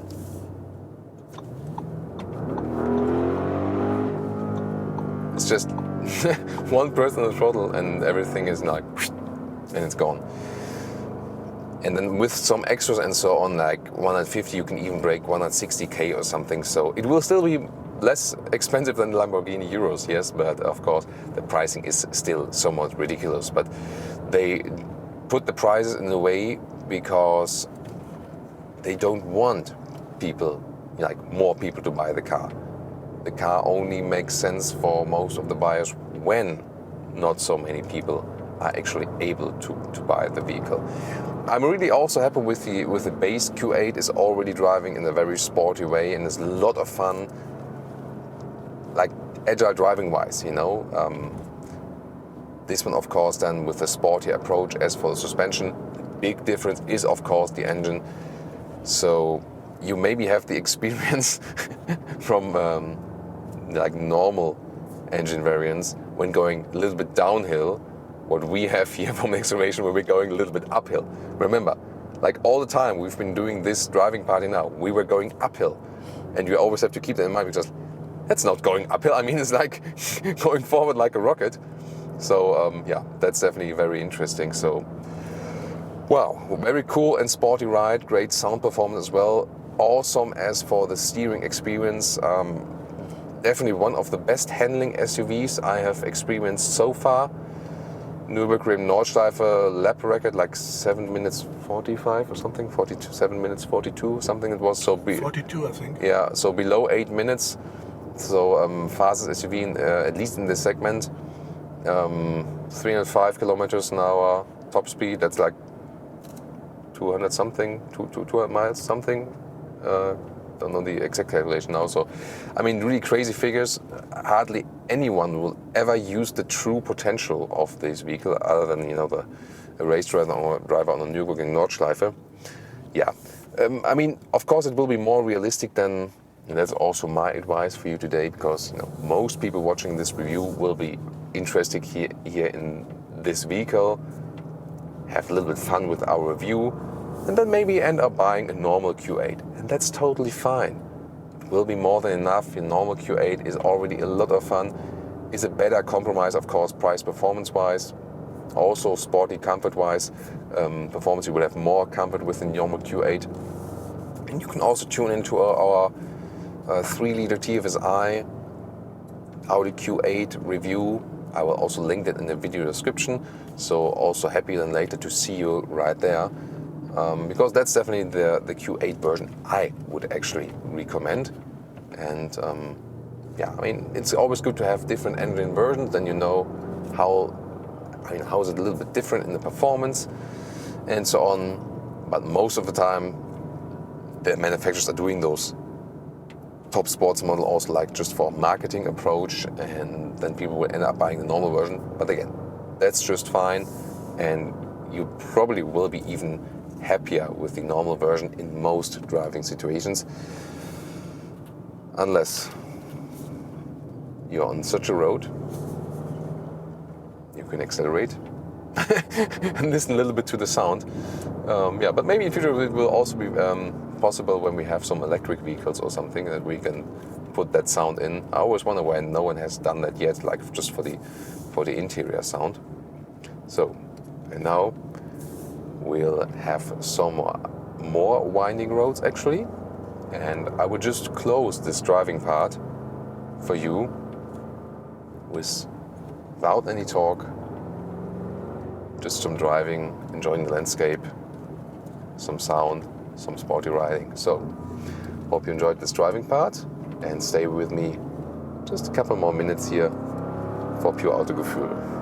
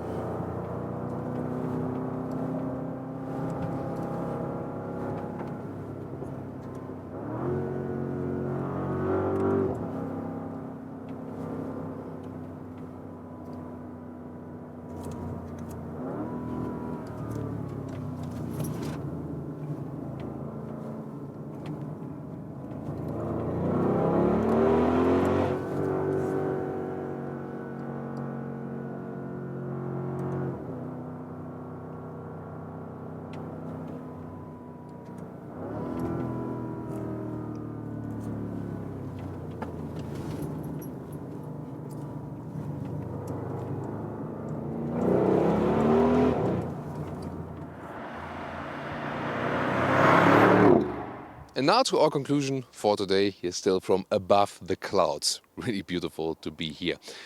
Well, about the Audi Q8 in general, already as a base version, and I would recommend for the best price performance deal the 3-liter TFSI, it is a quite sporty SUV, but which is still combining comfort and sportiness, in a very nice way. And the Audi Q8 in general also, at least to me, is a little bit more beautiful than those very, very round shapes SUV coupes. But that's of course also a matter of preference. The RSQ8 adds of course more sporty details. Looks a little bit more aggressive, but not too much over the top, I think. Interior build quality is really great, as we know from Audi. Yes, but considering now 2019, or when you most watch this review will be 2020, yeah, it's really lacking a lot of animal skin alternatives. They have to be more sustainable on the interior. You can at least get some Alcantara, especially if you stay with the base seats, which will also be more comfortable. Touchscreen using concept, it's easy menu structure, but what's really helpful, that you can activate the driving modes here, with this RS mode button at the steering wheel. That was really helpful. Driving experience wise, that was, really amazing. So much power, so effortless, and a really great sound. So even if you, think about some environmental aspects, yeah, that's really critical with this car, definitely. But when you then get the petrol head on the other shoulder. Yeah, that was a lot of fun, definitely. Still, you have to bear in mind that this is really very high in the fuel consumption. They try to do something, with the mild hybrid concept and also with the cylinder on demand, but it doesn't have such an effect. If you use it in normal driving situations, it will have better fuel economy than we're going uphill in the winding corners. But still, you'll be better off than with the 3-liter 6-cylinder, definitely, for the overall fuel economy. This one here, more a marketing car to show that's maximum possible, and that it has, no reason to hide behind the Lamborghini Euros, in no way performance-wise, and also from the agile handling. And still, the RSQ8 was still suitable for everyday driving life as for the comfort. Not really suitable as for the consumption, but for the comfort, definitely yes. So, quite a flawless, sporty experience, although it is quite a big SUV. Today I'm taking one of the hottest EVs out there on the German Autobahn for a high-speed test. The Audi e-tron GT RS. In 4K, full screen and full length. Let's go!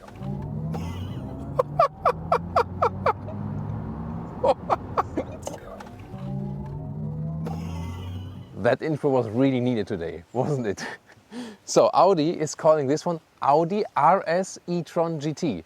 And I'm not okay with that. That's why I rename it in Audi e-tron GT RS. It just makes more sense and sounds cooler, doesn't it? Tell me in the comments. In the front you can see this closed EV front grille, of course. You have different options. You can go here with the vehicle color. You can also have it in a gray shade, and also here with the mask around. You can have it here in black, for example, but also carbon fiber. So a lot of individualization is possible. Here the Audi rings are also black in this night package. And it also does not depend if you go for the RS version or for the base version. Styling wise, you can pick almost anything. Also here, the special e-tron GT color called Tactical Green. Yeah, I came as close. It didn't really 100% fit my clothing, but I think it's as far as it gets actually. LED lamps are standard, a nice signature here, and the e-tron GT RS gets the matrix LED option as standard then, and optional even for the RS, the laser lights. And one of my favorite features, here the cascading turning indicator light, or here also when you turn on the hazard lights. That looks super fancy, doesn't it? And that's why you already get a rear end spoiler right here. Wait a minute, spoiler? That has a double meaning for a vehicle, right? Yeah. Are we rolling? Oh, yeah, 21-inch wheels. These are the biggest ones available. It goes 19 to 21-inch wheels. And they of course look really massive. The RS comes with the tungsten carbide brake disc. Now I closed the vehicle because I was hitting the the door handle from the outside, here from the inside, and I can open it again. So tungsten carbide brake is standard. This one here is optional, the carbon ceramic brakes, which are of course even more expensive. And the interesting thing is here, the RS version comes with a lot of standard equipment, which is otherwise optional for the normal e-tron GT. For example, the rear axle steering, fake rear differential lock, so to speak, because everything is done electronically. Then also the 3-chamber air suspension, otherwise also an option. So you pay around 40,000 euros or dollars more for the RS version comparing to the normal base version, but then you have also all this equipment already included. And interesting here, this huge shoulder area. This is really strong, so design-wise, really awesome. The question is always, do you like the Taycan more or the Audi e-tron GT? Both are platform siblings and share the same technology. The question today is also, is it really worth to go for the RS? And also, would I go for this one rather than the Taycan? You can also get a panoramic roof, a fixed one, but here we have the carbon fiber roof. Wow, what an awesome perspective here of the vehicle. The 3/4 rear perspective is, to me, yeah, the most beautiful one of this vehicle. The light strip here goes all the way through, and you've already seen the cascading rear lamps. RS badge in here for this top version, and we also have this carbon fiber package here, for example, in the lower part, and strong diffuser style right there. Figures coming in. The rear axle steering goes maximum 2.8 degrees in the opposite direction to the front wheels, up to a threshold of 50 kilometers or 30 miles an hour. And then it switches to the parallel direction to give you a little bit more stability. At lower speeds, reduces the turning circle and gives you more agility. And 3.3 seconds is the acceleration figure here for the RS model. That comes actually, or is almost the same like the Porsche Taycan Turbo. The Turbo S is a little bit faster, but won't make such a difference. Top speed, 250 kilometers an hour or 155 miles an hour. That should be enough. No, it's really not needed. It's okay. It's okay. Yeah. See ya, man. See ya. Sorry, this was Frank Drabin from the Autogefühl fake exhaust police. I just had him here on the phone, and I told him, yeah, there's no job for him today. Recharging here, the main flap for the German vehicle on the right side. For the UK vehicle would be other way around. 11 kilowatt AC, 22 kilowatt AC optional, come on, make that standard, and 270 kilowatt DC charging. That's really enormous with an 800 volt technology. That means 5 minutes and you gain back 100 kilometers or 60 miles of range when the battery is fairly empty. You know, and that's also the thing about the Audi e-tron GT and the Porsche Taycan. They do not have the highest range overall, but you can very quickly recharge them when you have a fast charging net on the motorways. Yeah, but you know, Elon is now also offering his superchargers for that. Was that his plan in the first place, actually? I think yes. What did you just say? So for everyone who hasn't noticed it yet, Tesla is opening their superchargers also for other brand vehicles bit by bit now. And there are actually theories that Elon Musk more planned to be a service energy provider than being a car builder. Let's see how that one turns out. And on the driver's side, you can have an additional charging port here, but then the AC only, still a very practical thing to have. And the front is open right here, driver's door on the inside. And then we go here with another 80 liters, so quite spacious, for example, then for the charging cables. Some 400 liters of trunk capacity, electric hatch, and here it goes. Oh, awesome. Look at that lens flare. It's beautiful. So you can make a trunk perspective even more beautiful. Nice. I love visuals. So around 400 liters, 405 liters to be exact in the capacity. It fits very well for normal luggage pieces and so on. In the backpack here, you have to push it a little bit in. So that here would not work. You see it right there. This would not work. So higher things, you need to push it a little bit in. And here, if you push this one more inward, here you can see the, you know, the ruler. This is 1 meter or 40 inches for the total length. That's actually quite okay. And underneath here you have some more small space. You could also fit a charging cable there. The car key is nothing new, but you have the Audi rings here, touchable in a metal style or galvanized style. These details are the ones we want to have as car enthusiasts. RS badge, when you have the RS version, beautiful. Then door closing sound. With frameless doors, this could be tough, right? But actually quite solid door closing sound, although we have frameless doors. That's nice. Inside then, with Alcantara here on the door. It's nicely done. Also like textile inside door handles. Then we have RS entry badges here in carbon fiber, also illuminated. Ooh. And my favorite Alcantara steering wheel. Definitely get this one. It just brings you joy every single day. As for seats, this is the optional animal skin pack, but however, they are in general more sustainable with this vehicle because the base will be a fabric on the inside, leatherette on the outside, or you can also get microfiber on the inside and leatherette on the outside, which should be standard for the US. This is also the optional Super Sport seat, or the S Sport seat, and these seats are also available then with the sustainable materials. The base seat does not have these strong shoulder accentuations, and the base seat is available with a leatherette animal mix only. And we had the fabric seat in the normal Audi e-tron GT earlier. I really recommend to go for that one. It brings more comfort and also better climate comfort, so it doesn't get that hot in summer and not that cold in winter time. Well, but thing is, this here is the Porschest Audi ever, because the base is from Porsche. And you notice that when you get on the inside here, the control of the steering wheel on the lower part is the mechanism of Porsche, for example. And also the seats do not feel Audi, they feel Porsche. And the problem is, yeah, and Porsche won't like me for saying that, the seats in sports cars of Porsche are not good as for the ergonomics. At least for me. Might be different for someone else, but the Audi seats are usually way better as for the comfort. So this is also the least comfortable Audi. It is called GT, but the seat ergonomics to me not good at all indeed. Then, height-wise, this is no problem. One is A6 or 6'1", so you can even be a little bit taller. In the interior, I have a 12.3-inch screen and a 10.1-inch screen, and this is really different than the one in the Taycan. Ambient lighting here, e-tron, set to red this time. Also here, carbon fiber insert, different ones are available. So big difference to the Taycan is we have the touchscreen control here. There's also touchscreen in Taycan, but then here there's another touchscreen in Taycan right there, whereas here we have, yes, the classic climate unit with clicking sound. So glad to have that, and this would be one of my main reasons to go for the e-tron GT and not for the Taycan, because you could still better control the climate unit right here. Then the shifting lever, so to speak, is right here, drive mode and reverse. Then you also have this rear view camera in a good resolution actually, adaptive cup holders, and then there's this volume control here for the passenger side actually. And on the left side here, the steering wheel, we have volume control. There's of course a very good possibility to change it while driving. Then we have the shifting pedals here, and by that you can increase twice the recuperation. It's always reset when you restart the vehicle.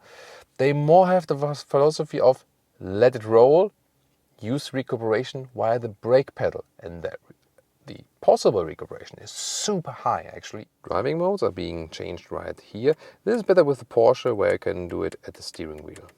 These are the digital instruments, and here my average consumption here at the moment, around 24 kilowatt hours and more kilometers. And when you now take the net capacity of the battery, 84 kilowatt hours divided by 24, that's then approximately 350 kilometers or 220 miles of range. And this is then indeed a realistic value in between. So winter times or hammering it, 300 kilometers or 200 miles, and ideal conditions, cruise control, 400 kilometers or 250 miles of range. And here in the digital instruments, this is my favorite view, but you can also switch the view. For example, this one. And of course, always great to have with digital instruments. Well, you have night vision, for example, also that's available. And you can have the map also here in the digital instruments, either left side or all the way over the place. Infotainment system is actually straightforward. So you have here, for example, the Apple CarPlay integration, and we also have the Bang & Olufsen sound system here, which is giving a great in-depth 3D sound. And that middle storage space here, really small, and either with a cable for the smartphone, Apple CarPlay and Auto also works wirelessly, but then the inductive charging pad is like here at the side. Overall, not a really good solution, too little. The only thing that maybe encourages you in the Taycan is even trickier. And rear seating, well, you feel somewhat caged in, but still it's quite cozy. Legroom-wise and also headroom-wise, it directly fits for 4 tall adults, not more, not less. And you also have these so-called foot garages like this, that you still have place to put your feet. Foot garages in the battery package, so that's why it also still has a middle tunnel, because there's also, you know, some more cells are being stored. But I mean, it's actually quite cozy with the single seat set up here. Yeah, I think we can live with that. And you do fold the seats right from here, 1/3, 2/3 split. Welcome to Thomas's active driving lounge. Here, sitting in dynamic mode, starting 40 kilometers an hour, Audi e-tron RS. Let's go.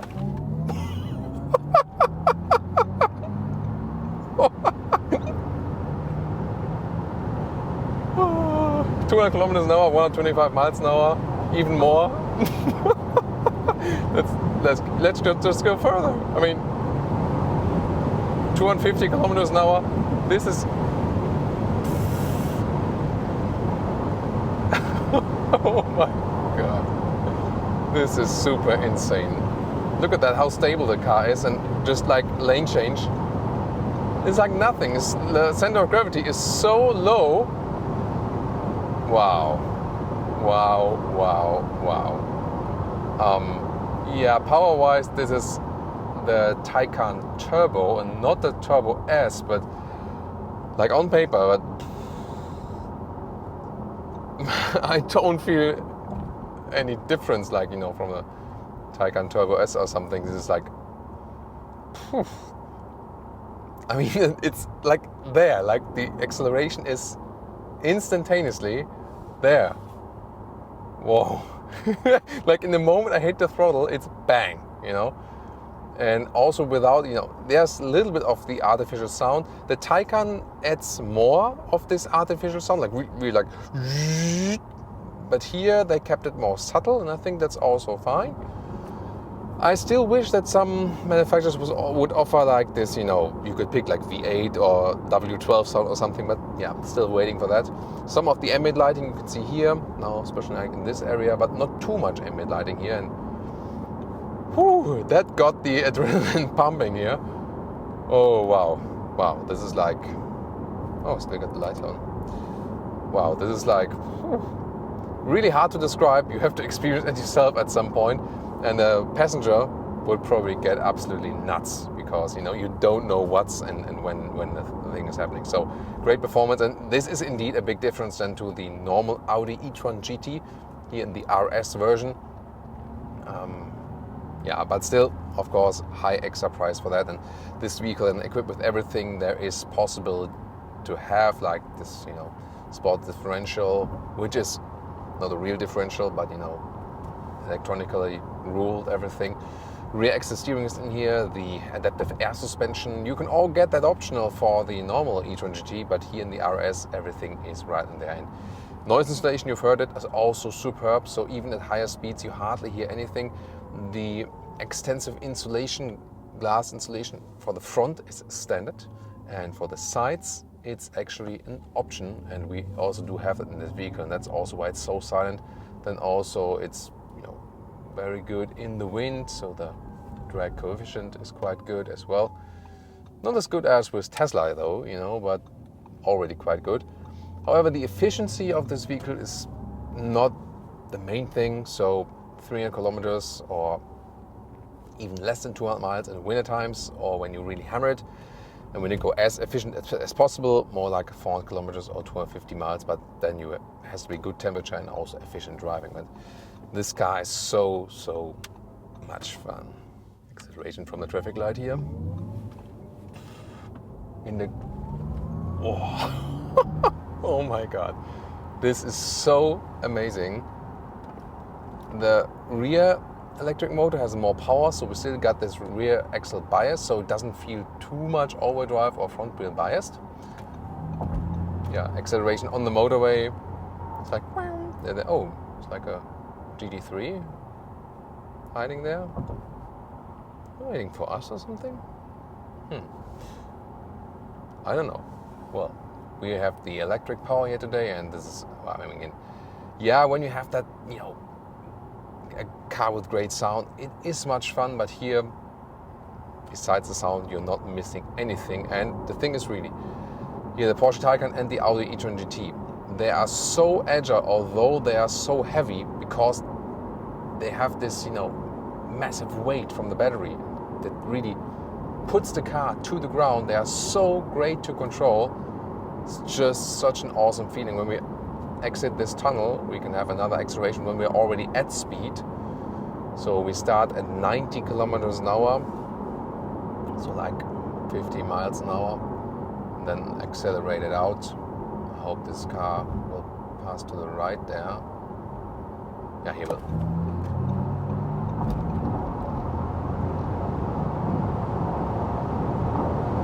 200 kilometers, 125 miles.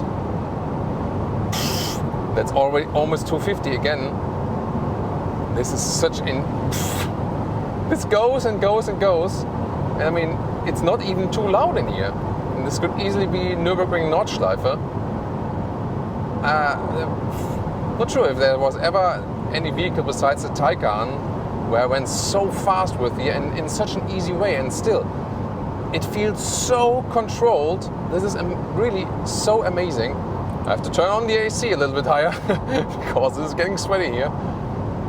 The Taycan, by the way, is stiffer as for the suspension. Here, the Audi e-tron GT really lives up to the true GT spirit, saying like Grand Tourer suspension-wise.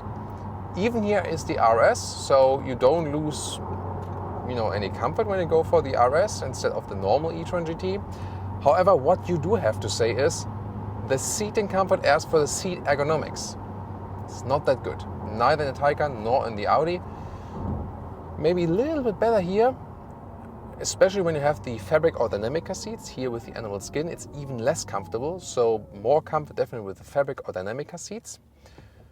However, this, the ergonomics should be better in the seat. So for long journeys, not really sure if that keeps up with the GT promise. So sporty driving fun, without doubt, amazing. But I would wish a little bit more seating comfort. By the way, assistant systems, also have it here. Adaptive cruise control, set here at the left steering wheel column.